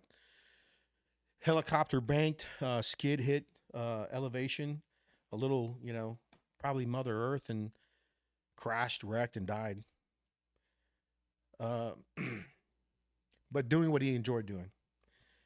And again, it's like, man, could I have talked him into coming back to the team more? Probably still would have done the same mission, but little things like that, man. It's just the things that we think of. It's the things that we can't control, that we think we can control, but we can't. And I think that's where the mental health comes in to play. Absolutely, dude. Let's take a break. Yeah. Coming back in from the break, man, I know that was kind of some tough things for you to relive. So I just wanted to just give us a little pause. Kind of just going back through, some of your time at Blackwater. Was there, you talked a lot about feeling lucky, man. Like you called yourself lucky for dodging bullets and bombs. What's a moment you look back on and wonder how you walked away untouched? Wow. Well, the election situation was one of those situations as far as the polling sites, just because if something would have went wrong that day, it would have been bad. It would have ended up pretty bad. Other situations, man,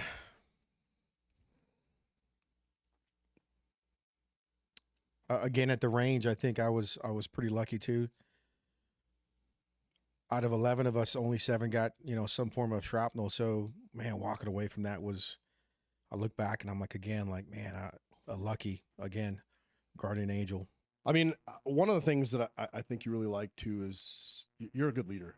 And I think you definitely carried the responsibility through most of the teams that you led. I mean, you loved being responsible for your crew as well. Tell us about a time you went all in to make sure your guys were ready no matter the cost. With Blackwater, you mean? Yeah. Yeah. I mean, I think at some point, the training aspect comes into it, because we always have to prepare for the worst case scenario. I think that the more that we would have the green zone training areas taken away from us, it became actually a challenge to find training areas to just prepare for or continue that sustainment for driving, motorcade operations, any kind of foot movements, arrivals, departures. It's the standard of the protection world, right? I think we had to really we had to have some kind of an imagination to continue the training aspect. I think not losing that training aspect, the importance of training, the importance of getting some good reps. Man, we would do simple things when we were limited with training locations, like simple things like ready up drills, man. I mean, simple things like that. And then we would go in the parking lot. We got to a point where we only had our parking lot, like the back. We had a front parking lot, rear parking lot, where we would set up in a vehicle. We put a team in a vehicle, and we'd have a guy across the parking lot would put their heads down and just say, hey, contact someone. When we would say contact so-and-so, heads up, and then they would have to, respond to, we would use a M4, clear, obviously, with the light representing the flashes. And they just simply work the evacuation process, the returning fire, the evacuation was, hey, vehicle down hard. And that evac of the vehicle is a little complex, man. It's not easy to do with 4 dudes that are, trying to move with weapon systems, go bags, and just kind of working through that issue on the training side was a constant challenge for us, I guess. So I think not losing that sense of the need for the training, no matter how simple it is.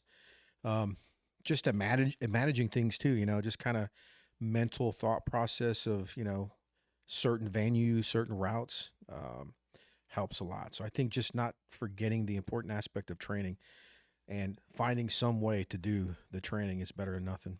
Was there a mentor from your past you were channeling in those like moments where you're trying to train your team? And a mentor, I would say there was a lot of mentors like out there on the training side, like as far as the TV, the Magpul was a big part. Travis Haley was an ex Blackwater guy. Went through a lot of stuff with Blackwater.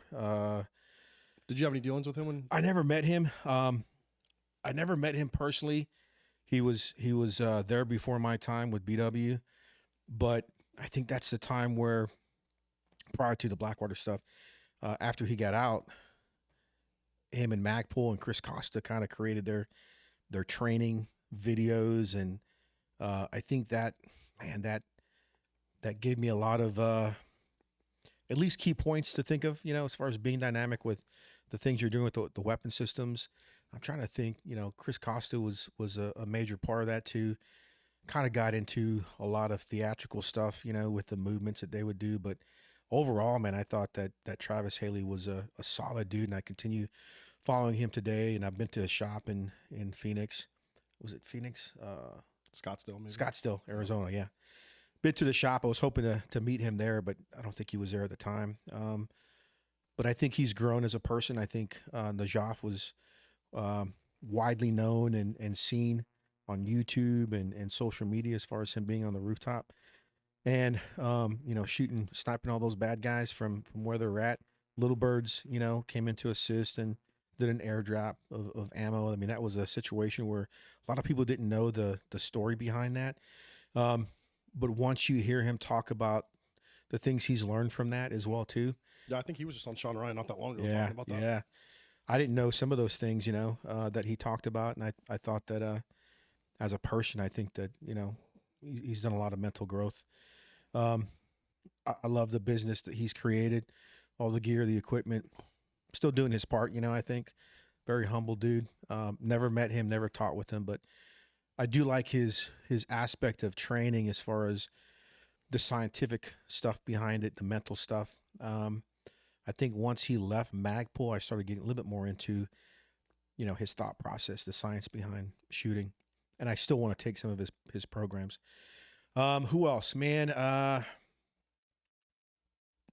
it doesn't have to be a bunch. I was just curious if there was I can't think of any particular person or people that, drawing a blank, man. Iraq left some invisible marks. When did you first realize the war was still with you, even after you left Blackwater? It's coming home. Obviously, it's the wife, the kids. I think mainly the wife, because obviously we have more of a relationship behind the scenes, away from the kids, as far as her seeing the things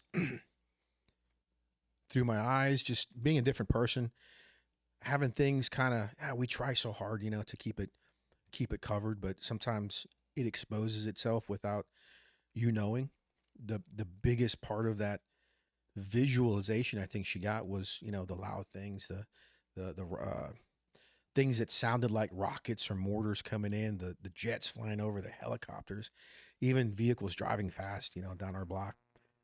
Kind of triggered me. And I think PTSD is obviously, someone can get PTSD from any tragic event, obviously, even a scary roller coaster. I think that scary aspect of that always stays with you, and sometimes you avoid the roller coasters. But I think that the visual aspect of seeing that in someone's reactions, in someone's eyes, is the truth that comes out that you really don't want to come out. And I think my wife, many times, the dreams, hearing me having dreams about stuff that, not knowing whether to wake me up or not. Even my kids, when I came back, even from the military, they tried to like wake me up several times, and I'd like, like really scare them. And I think, through time, I think that PTSD, I think we learn to manage it. I think we learn to heal from it. And I try harder not to do certain things, but I think when they see it in us without us thinking that we're showing it to them is the hardest to hear. How did you start facing some of those quieter battles at home, dude? Man, I'm going to be honest with you. We talked about this. Try to keep myself busy. I think it scares me to slow down. I think work solidifies, or me being active justifies me being here still. I feel that I've been blessed to share my experiences, but also, with these experiences, man, I think a person learns to grow from them or not. I think that I've learned more about leadership, mentoring, the importance of training, the importance of building people up, the importance of helping others. I think I've learned more from that out of anything. I want to help people. I want to help people be better. I want to help people increase their survivability. I want to help people be harder to kill, whether it's behind a gun, behind a steering wheel, behind a vehicle. Man, I want them, and I want them, I don't need the applause. I just need the appreciation, right? The appreciation can be thank you, simple as that. I think during my work, whether it's being operational overseas, stateside, or being a teacher, instructor, man, the biggest confirmation of what we're doing is still good is thank you. That's it. Yeah, I remember, man. And for those of you out there that haven't had a chance to train with Martin or learn from him, I mean, I started a long time ago. Actually, this is us hanging out on this podcast. Is the first time we weren't together in a training venue. Most of the time, I've gone to numerous training courses, both military and law enforcement, through the years with you, dude. And if you haven't had a chance to get on a training platform with Martin, it's a very unique experience. I've been blessed to travel heavily in my career and to train at numerous places for all kinds of different reasons. And you've always had a very unique platform presence. I think I told you the very first time we met, the very first time I met you, it was just you and I. I had to go through a very quick survivability course. I was going on to a very unique platform and needed some specific training. And we spent, I think, 3 or 4 days together. And I've worked with tier 1, tier 2 units. I've worked with all types of different costs, types of law enforcement training. And you just meet a unique group of people, right? And I think there's guys that are super egotistical. There's guys that are, just quiet. There's guys that are knowledgeable but will still treat you like crap. And that was one thing I immediately noticed that was different from you. Not only could I feel your passion, but man, you really mixed that confidence, but you didn't have the arrogance. And so I've always been impressed every time I've had a training course with you, man. And I've always walked away from that experience because, you can tell when people care, man. And you can tell when people are there for the money. And I'm not saying either one's wrong. We need money to pay bills, but you do meet people. You're just like, man, this dude's just here to make a quick $1,500 a day or whatever it is, man. Versus, every time I remember we had to stay late. You probably don't remember this, but I remember we stayed late. I think the first time I was training with you, I needed to grasp something and it was something that wasn't sticking with me. And we actually stayed late. You stayed later, to make sure that I had the thing. Cause I think I was going straight from there onto a platform, on a low pro platform actually. Yeah. And I knew for me personally, it was important. And like you went that extra thing. And I don't think you did that for me just because, I wasn't anybody special. I just think that's who you are. And so I would challenge you. We're going to talk on the backside of this podcast, kind of what Martin's doing now on his next project. So it's just, if you get a chance to train with Martin, it's very unique. And I'm not saying that, just to puff your head up, but I think it's important because it's some of the things I've learned from you saved my life. 100%. I appreciate it. So yeah, for all yous out there that are interested in training, we'll be talking about where Martin's at the end of this podcast. And, I would challenge you, whether you're in law enforcement, you're military, or you're just a civilian that wants to stay, frosty on your skills, man. This is a dude. There's a lot of great trainers out there, but Martin's, probably one of the best in my opinion. Thank you. I know you and I have talked a lot about mental health, and I know our boy Johnny Wilson, who's coming on the podcast soon.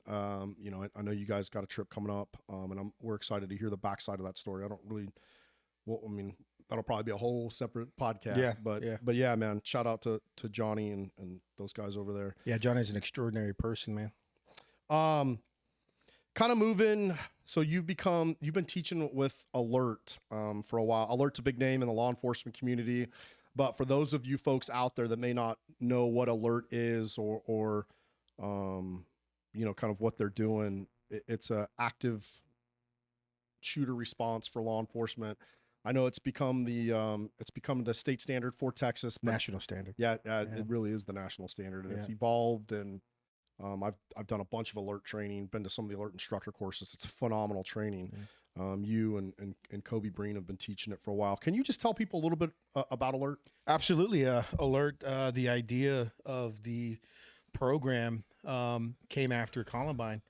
Columbine happened a long time ago, man, 1999, and that's what truly pushed a lot of local agencies, departments, to focus more training on their patrol officers, because what happened during Columbine was the standard at that time. You know, police show up, they set a perimeter and wait for SWAT. You know, we can't do that. We can't wait for SWAT to show up. So Alert's ideas, the program intention goals was to, and it started in San Marcos SWAT team in Hays County Sheriff's Office, Hays County SWAT team, trained together a lot. They put their heads together and wanted, just like a lot of agencies, wanted to improve training for patrol officers. So that's where the idea came up from. And it started in a Mexican restaurant at a bar, just like the Marine Corps started, not a Mexican restaurant, but at a bar. A lot of good things happen, good ideas. But literally, I say that because the ideas were written down on a cocktail napkin. And, you know, the SWAT dudes that were working for San Marcos SWAT and Hays County SWAT pretty much put this program together. But they didn't just come up with the ideas themselves, man. They went to Paul Howell. They went to all of, you know, military and law enforcement, high-speed dudes, and they kind of gathered the things that made sense to them, and they put this program together. So they started teaching internally, right? San Marcos and Hays County. They needed a relationship with the college.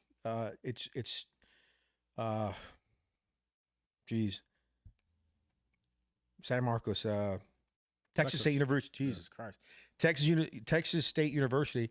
That sucks because I get a lot of emails from them. Texas State University was the college. Back in those days, it was a different name. They've gone through like several different name changes, but Texas State University. They got into a relationship with them because of the criminal justice department and their research. But basically, back in those days, Texas State University, they liked the training and they wanted them to expand. Alert at the same time needed more money, needed more funding to not only get the equipment, maybe buy a range and pay instructors to teach it. They were doing it originally for a very low amount of money, but just keeping it, you know, locally. Well, Texas State wanted them to expand. And obviously, you know, fast forward from, you know, 2000 on until today, all of these active attack events just proves that the training is important, adds funding, more funding comes in, more organizations. I think, man, I hate to mess up these dates, but I think in 2018, I believe, is when, or maybe in 2016, I gotta look at the dates, but I hate saying this wrong. The FBI signed off on it to become the national standard for active attack for law enforcement. So that brought in more funding. Active shooter event, after shooter event, active shooter event, more funding comes in, the more need, the more agencies are looking for this training. The level one, the interior response is the foundation. That's where it started. It's basically approaching to the breach, getting into the breach, interior movements, room entry. After the bang, which is the SIM component, you know, we focus on security, which a lot of agencies pretty much stop after the bang. After the bad guy's done, they stop the training as far as training is concerned. And man, the where we lose the initiative is continuing after the bang. It's how to secure the suspect. It's establish incident command. Incident command is huge, right? Immediate action plan, medical. So we push that training further past after the bang, after suspects put down, and focus on the things that will help manage resources after this engagement is over with. And we say isolate, distract, or neutralize the threat. It could be a hostage barricade situation. It could end up to be a hostage barricade situation. After Uvalde, things changed stateside, obviously, and a lot of things were driven policy-wise and even bill-wise. So, man, after Uvalde, it became required for all TCO officers, state of Texas certified officers, to go through some form of active attack training through alert every 2 years. How did I mean, for some of the listeners that may not be aware, Uvalde was there was an active shooter event, and basically cops did everything but what they should have done. There were some people that made some heroic sacrifices that day, and ultimately, but that situation should have been handled, probably should have been handled a lot differently. I wasn't there. I'm not here to Monday morning quarterback, but obviously, I mean, it became a national news event. I mean, I think the chief of police was arrested or indicted, or I don't know. Yeah. I could be speaking out of line. I know there was legal action taken against some of the people that responded. Yeah. As an active response instructor, man, and you've been doing it a while, how did that Uvalde thing sit with you? So, man, just like everything police related, I try not to jump on what the media is pushing. No, absolutely. And Alert did it's Alert was pretty quick at getting or sending guys down there, some regional managers, to start conducting, the questions and putting together an AR. It actually changed the way we conducted some of our scenarios. The biggest issue with Uvalde, and like you said, man, there's still a lot of ongoing investigation with that, but man, yes, some officers didn't do what they were supposed to do. Some officers did, though.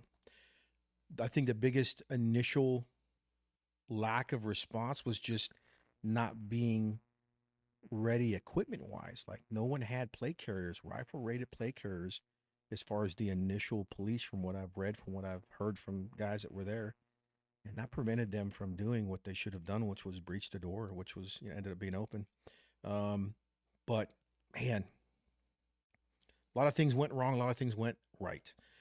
It took them a long time, obviously. A lot of death ensued, and that's always a bad thing, obviously. But it actually changed the way we conducted our hostage barricade situation scenario. Without getting into too many details, there's things that you have to understand, and we push this a lot. We push it a lot more in the Erase program, another program under Alert, which I enjoy probably the most, the exterior response to active shooter events. I call it School of Infantry for law enforcement. But we talk a lot about push versus hold, when to push, when to hold.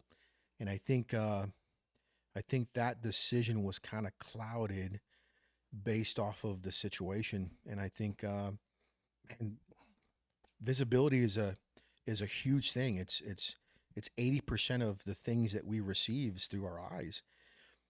And that's huge when saying stuff like, man, you can't see what's inside of a room, but if you hear those gunshots, man, you got to go.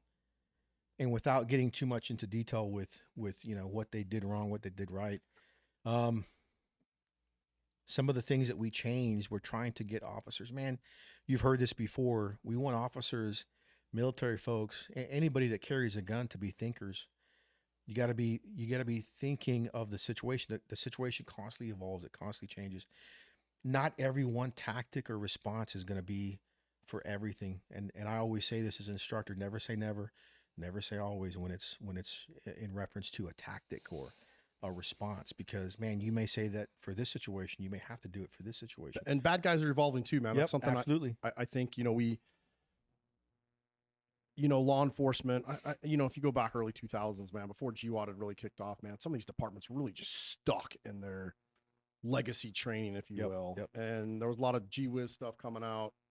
So, I can imagine police administrators or, some of the stuff wasn't tried and true, but man, we're, way years past that. We've had tons of active shooter responses. And so it's, I think it's hard for departments to, because, there's always a funding issue, right? To grow, evolve, to get training. I always laughed when the defund the police movement hit, because those of us that either train in law enforcement or in law enforcement or associated with law, we all laugh because it's like the cops are the last people you want to defund, because how else are they supposed to get the better training when when cops do suit. I think a lot of times when cops do dumb stuff, it's because of a lack of training. Now look, man, police officers are a massive profession. So we're going to have a couple bad apples. I don't pick any profession that's got that many people, but I look at a lot of the things that happen in law enforcement, and a lot of times you can just see, man, it's a training error.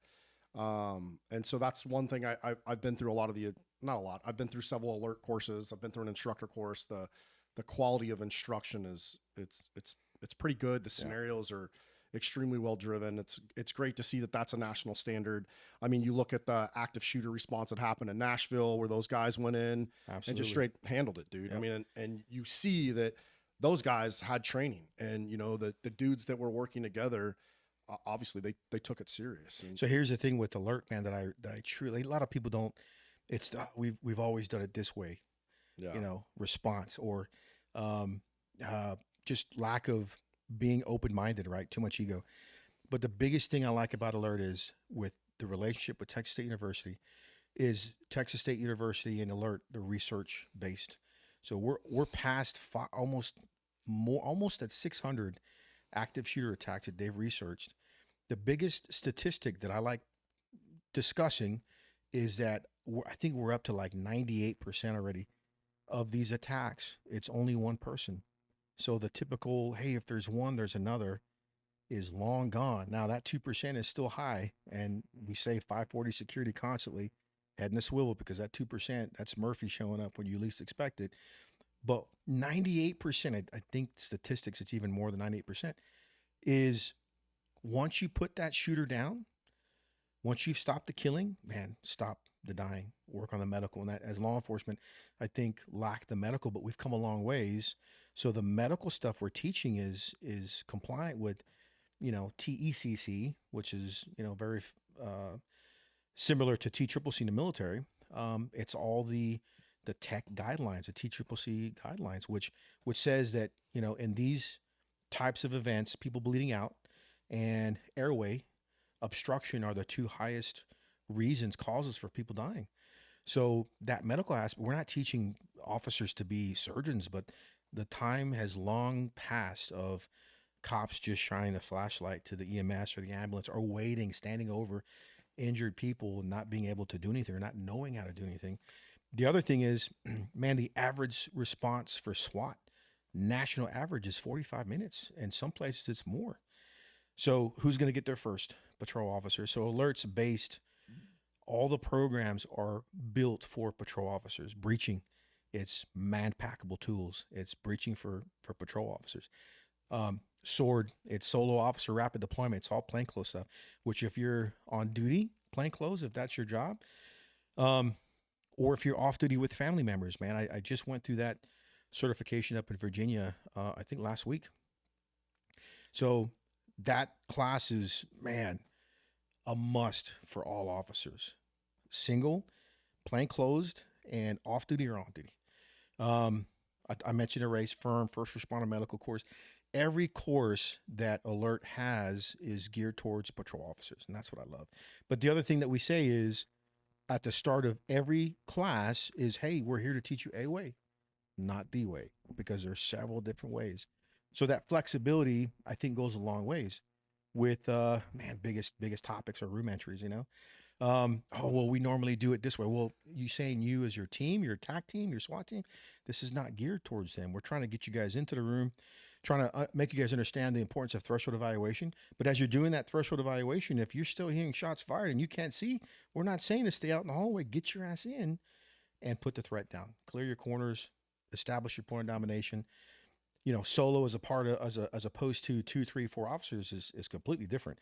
As a solo officer, you got more flexibility. Once you start adding a second, third, fourth officer, man, you have to have more communication. We talk about concepts and principles, but it's huge in the evolving aspect, because they're constantly trying to make things better, and they're fixing things that are evolving. They're changing things. They're trying to stay up with with the times. And I truly enjoy teaching for Alert.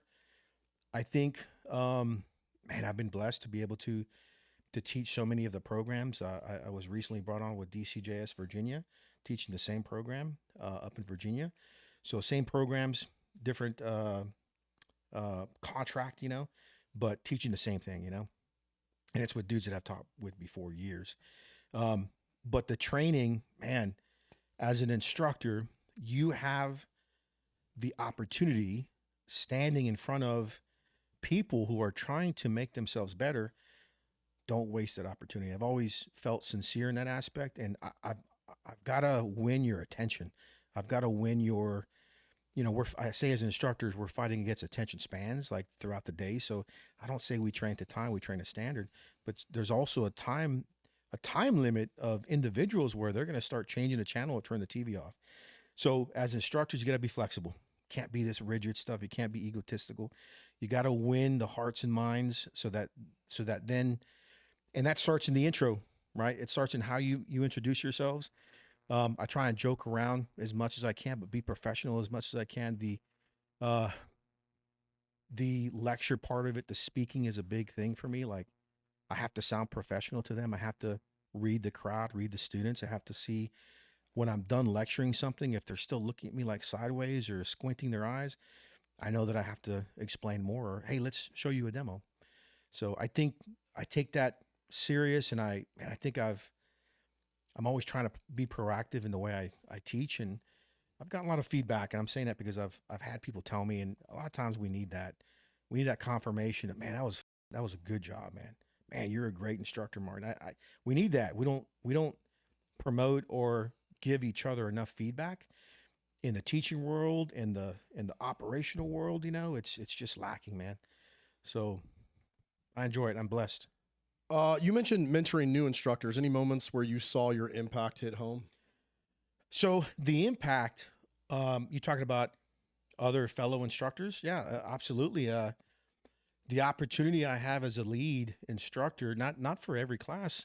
I'm again blessed to be lead for a handful of classes. I think the experience, the quantity of classes that I've taught help with not only maintaining the standard, keeping consistency, but also, knowing the product, knowing the ins and outs, knowing that the way that this is listed on the grade sheet, like how we're supposed to deliver it, could be altered a little bit. It'll make more sense if you just flip this thing around or change this or explain it in this way.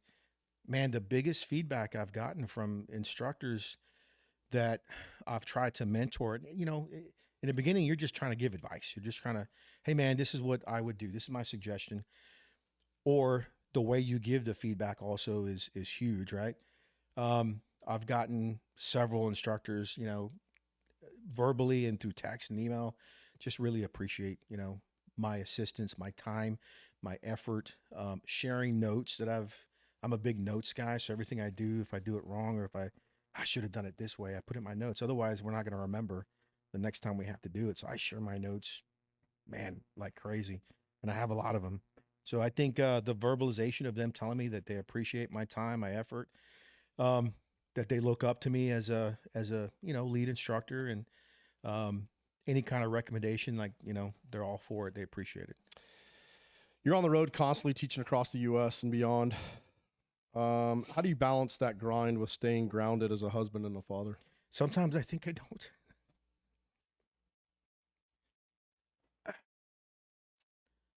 Sometimes, it's a good question. Let me get my man voice back. Sometimes I think I don't. We've talked about this. I think, I try and be a good father, good husband. I expect more from my family. I look at them as they're a product of me. I use my name, Oviedo, very powerful, and I just sometimes expect more from them. I expect them to know, what I want them to be or how they want. Man, I've come to the conclusion that they're their own people. I can try and influence, I can try and guide, I can try and, give them mentorship. I can be there for them, whether it's over the phone, through text. The biggest thing I've had to explain to them is, man, as a father that's trying to provide for them, I can't always be home. But I think a lot of the mental health part of it,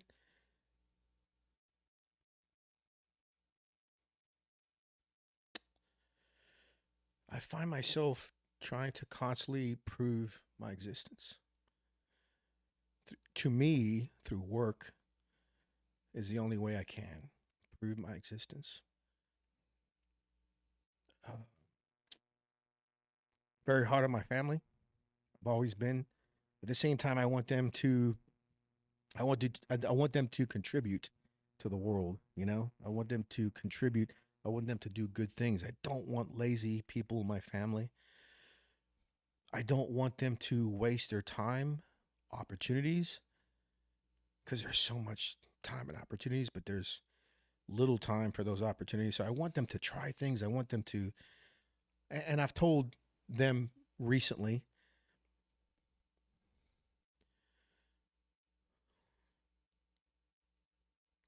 I want to be able to see their glories, their accomplishments. Not just one, not just two.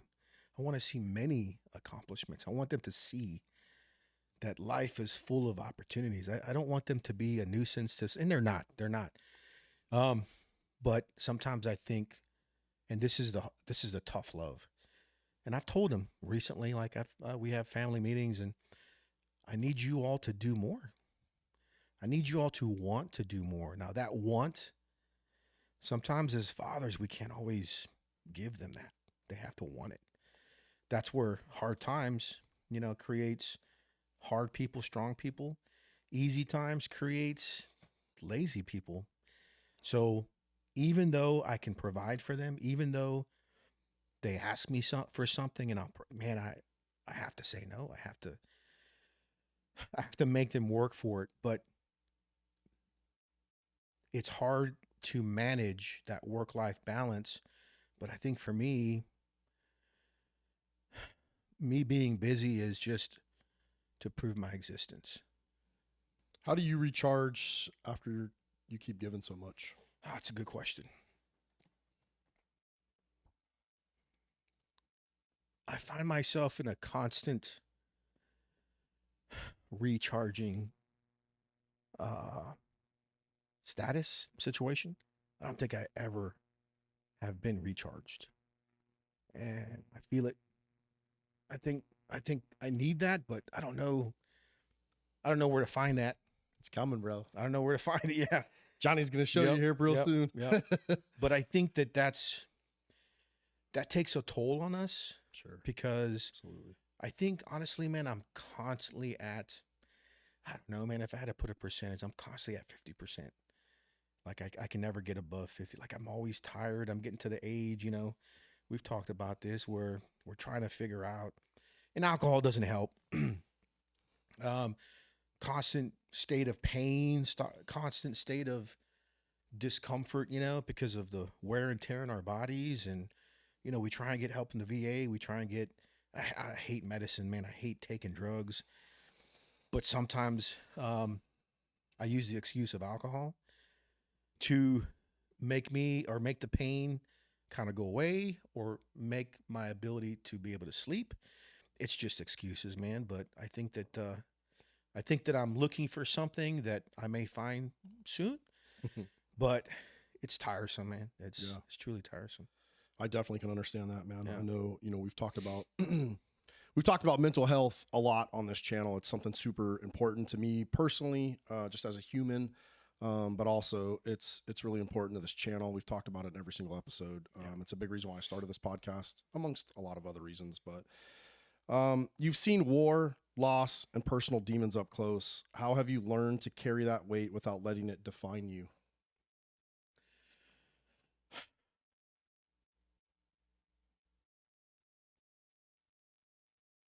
Teaching.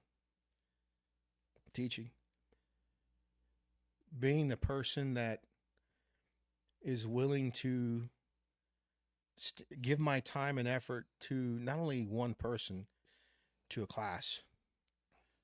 Could be 10, 50, could be 4, could be 20, 30 people.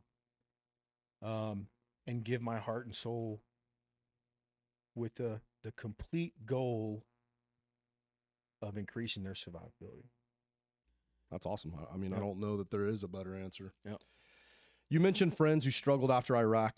What advice would you give someone fighting those battles now?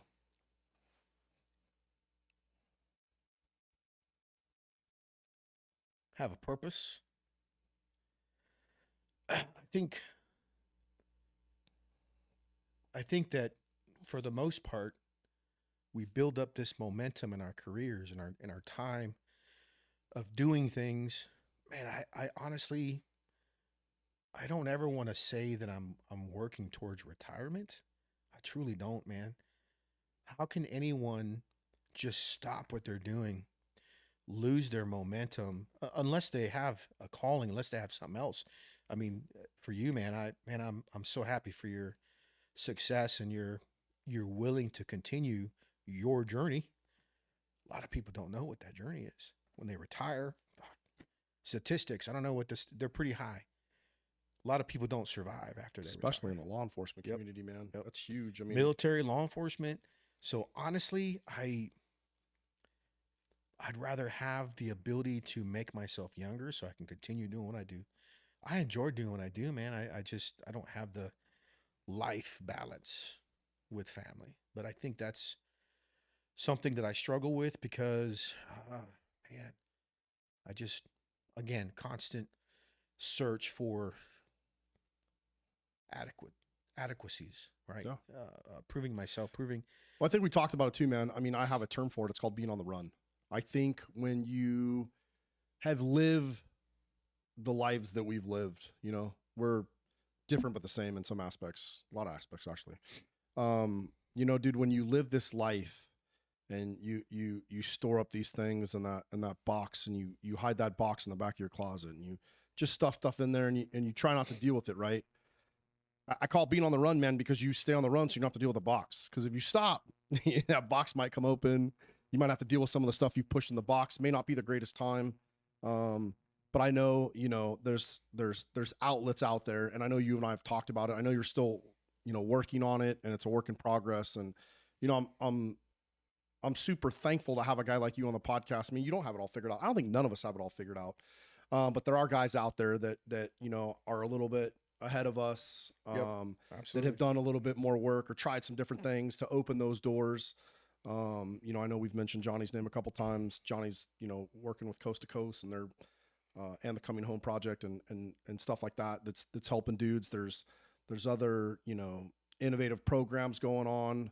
There's been a lot of talk about mental health, wellness, meditation. There's just all kinds of stuff, dude. And I think it's, you and I have talked about, I mean, you're open to still, explore some of those avenues, and that's good, man. Cause I think the moment that you either stop looking and seclude yourself from the world, that's when the bad stuff happens, man. And so, kind of circling that back around to being on the run, I think when you finally do, I know for me, man, my story hasn't really come out, and it'll be a little while, but it's coming. That I was in the same boat, man. I was on the run constantly, just running until it almost took me out, man. And so, for me personally, when I finally was able to take those steps to deal with my mental health, that's when I finally got to stop running, man. And that's when I finally could sit still in my thoughts, be present with my kids and my family. But man, it was, I'm 40, I'll be 47. I mean, it's been a long road. And so I know you're getting ready to, to take the next step in that journey. And I'm excited for you, man. Yeah, I am too, man. Looking back, what's one of the lessons from your journey, whether it's San Antonio to Iraq to now, that you want your kids to carry forward? Never give up. Make choices. Make choices. Try new things. Fail, man. Fail as many times as you need. Get yourselves back up. Try something else, or continue if it's something you really want to do. But again, I'll kind of circle back to what I said earlier, man, is I need them to not just hear me say this, but I need them to understand that they're far more capable of what they think they are. And these kids these days just don't have enough confidence. And I kind of blame myself for that, but I'm trying my best, you know. I'm trying my best to give my kids. I'm trying my best since, you know, none of them have chosen military life or, you know, law enforcement or fire department. But I'm trying to push that they can do anything they set their minds to. But don't stop growing. Be proactive. Keep working on yourself. Keep doing good things. Enjoy life, but you got to make money too to support yourselves. So, how do you hope your kids see the man you've become through all this? man, I hope they see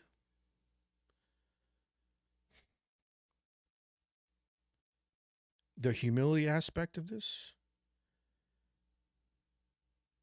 We make mistakes as leaders, as fathers, as people.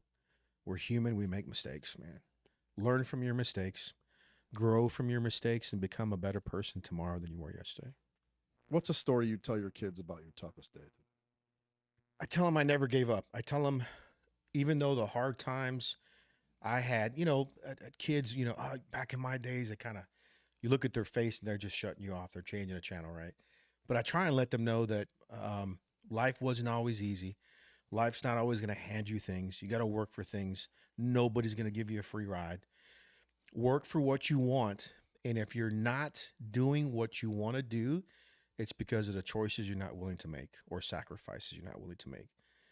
So I think that's what I'd want them to remember as far as, man, I don't come from anything handed to me. I've worked for every single thing. And I tell them this when I tell them, hey, military, education, trade, pick wisely, because some things are going to make you bleed, sweat, cry more than others. I've had to do the bleeding, the crying, the sweating more often, more than I'd like for you guys to do. But if you make those hard decisions, be willing to bleed, cry, and sweat, because you're going to make it harder for yourself depending on your decisions. So early on in our podcast, we talked about an American flag. It was the flag that was presented to your mom at your father's funeral that she ultimately, gave your grandmother. I know that flag's important to you, and ultimately, you were supposed to get it, and still you never got it. And is there a dream, kind of like that flag you never got, that you're still chasing? I think there's several dreams that I think I'm still chasing. There's not enough, and this is what I try and teach my kids, like, don't think you have all the time in the world. I want to do and be so many more things than I've done in my life. And 50 has gotten here. And I'm not even 50 yet. September. My wife is calling me 50 already, but September is when I'll be the big 50. And I still have yet to do a lot of things that I want to do in life. And I've checked off a lot of bucket lists as far as traveling, places that I've wanted to go, that I've been, or doing the things that I wanted to do, but I still want to do more, man. I still want to do more. What's something personal that you want to achieve? Personal.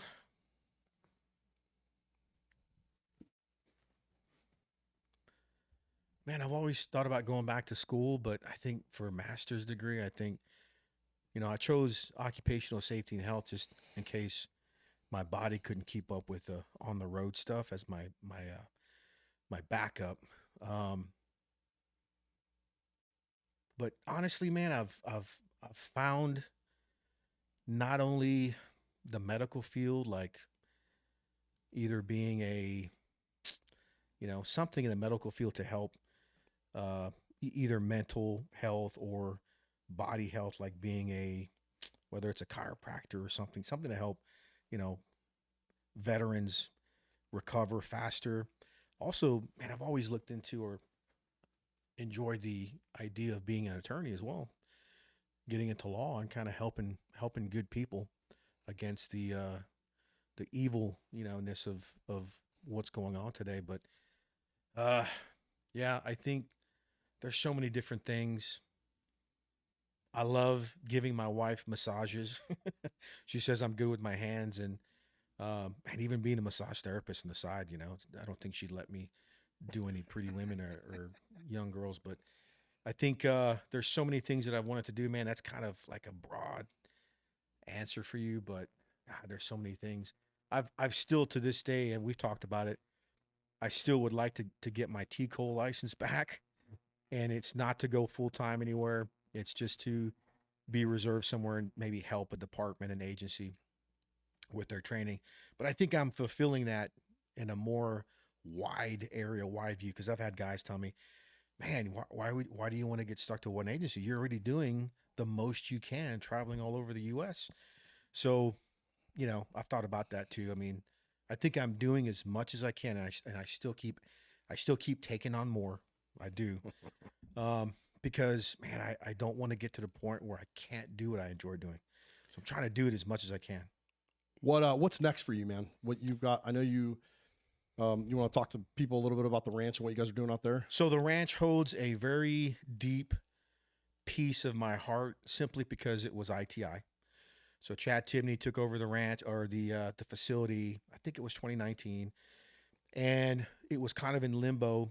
Back in the days, I think the biggest issue that hit ITI was the government shutdowns, and because most of our clients were government entities, so I think that caused the roller coaster. ITI, International Training Incorporated, was around pre 9/11. Man, they were around probably 20 years by the time 9/11 occurred, and continued to go after 2014, 16. I started to see a decline in their money as far as putting money into the facility, buying better cars, keeping up with maintenance, and I saw it as a dangerous thing. So I kind of left.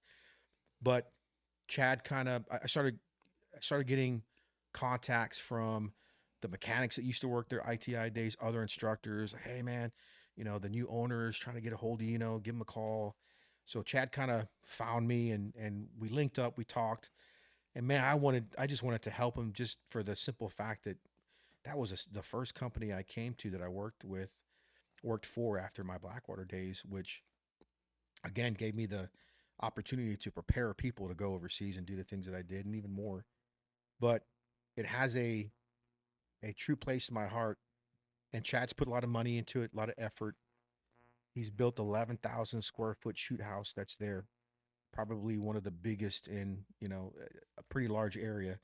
The hard surface tracks are still there. The ranges, he increased the amount of ranges, increased a elevated shooting platform that, pushes out to 1,000 and other different various ranges. He's done a ton of good marketing as far as on social media, Facebook, YouTube, Instagram, and every entity that goes there to train does their own media, shares that media with Chad, and man, he's made that facility blow up very fast. He's doing Police Week this weekend, today into Sunday. So he's brought me on. I'm trying to help him get these government contracts back that we used to have. Where can you tell people where the ranch is located? Yep, it's Dilley, Texas. It's actually, you'll pass Pearsall, Texas, down south, 35 south. It's on the way to Laredo. It's about an hour from Laredo. But if you go through Pearsall, it's exit 91. I know that because I was driving that route, for 4 years. Exit 91, and it's before you get to Dilley, so it's in between Pearsall and Dilley, Texas. 300 acres, man. It is several classrooms. We got mat rooms for DTs. We got tons of ranges. We've got 2 hard surface tracks off-road. We've got the 11,000 square shoot house, and just the opportunity to do SimCity, opportunity to do so many different types of training and programs. One-stop shop for anything new. He's got housing on site.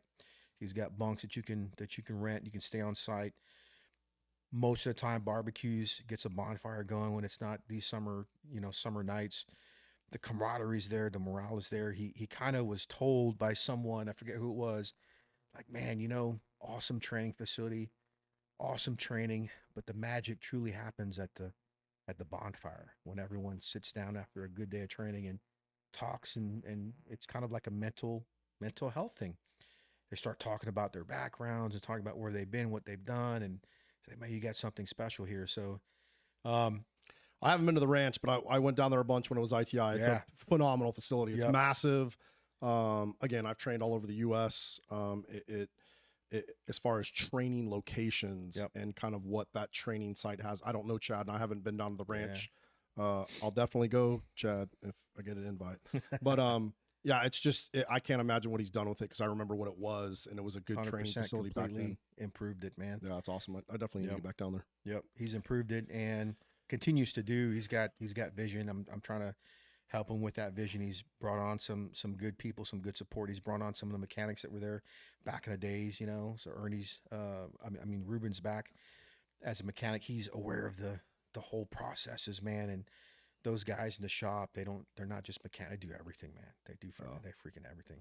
So he's got good support. He's got, he's got me as director of mobility and business development. I'm kind of a on the road kind of guy until he needs me to teach on the facility. Doing an open enrollment mobility class this Saturday, Sunday at the ranch. So I'm literally heading there tomorrow. Mostly I'm on the road with Alert. So we try and schedule ahead, months ahead, so that I can get my availability. I'll stay home for that, but just trying to help him improve and grow the company. And he's got a lot of people who believe in the ranch, just people who have he's hosting mostly of these programs, but everybody's agreeing and passing on the information that it's a good site, facility, support, you name it, one-stop shop. So that's awesome, dude. Yeah. Hey, dude, I just want to thank you, man. I just want to take this opportunity to thank you for coming on. Thank you for sharing your story. Thank you. I mean, it's been incredible, dude. Your story's got heart, grit. I mean, and there's a lot of lessons that I think most of us will never forget. Thank you for having me, man. Yeah, dude. If Martin's journey hits you, I hope you guys share this episode. I just want to thank all the listeners out there for continuing to tune in. This podcast just keeps growing. It's literally beyond what I thought it would do. And it's because of great guests like Martin. So again, man, if you're watching this on YouTube, subscribe to the channel. If you're listening to us on iTunes or Spotify, man, if you'll give us a review, man, that really pushes this up in the algorithm. And then again, man, if this episode touched you, send it to 1-2 people, and let's continue to grow this tribe, man. So, thank you for coming on the show. Thank everybody out there. If you're watching this on YouTube, thanks for watching. If you're listening, thanks for tuning in. We got some, we got some great guests coming on here in the future, man. So thanks for continuing to take this ride with us. So everybody out there, man, stay safe. And if you can't be safe, be violent out here.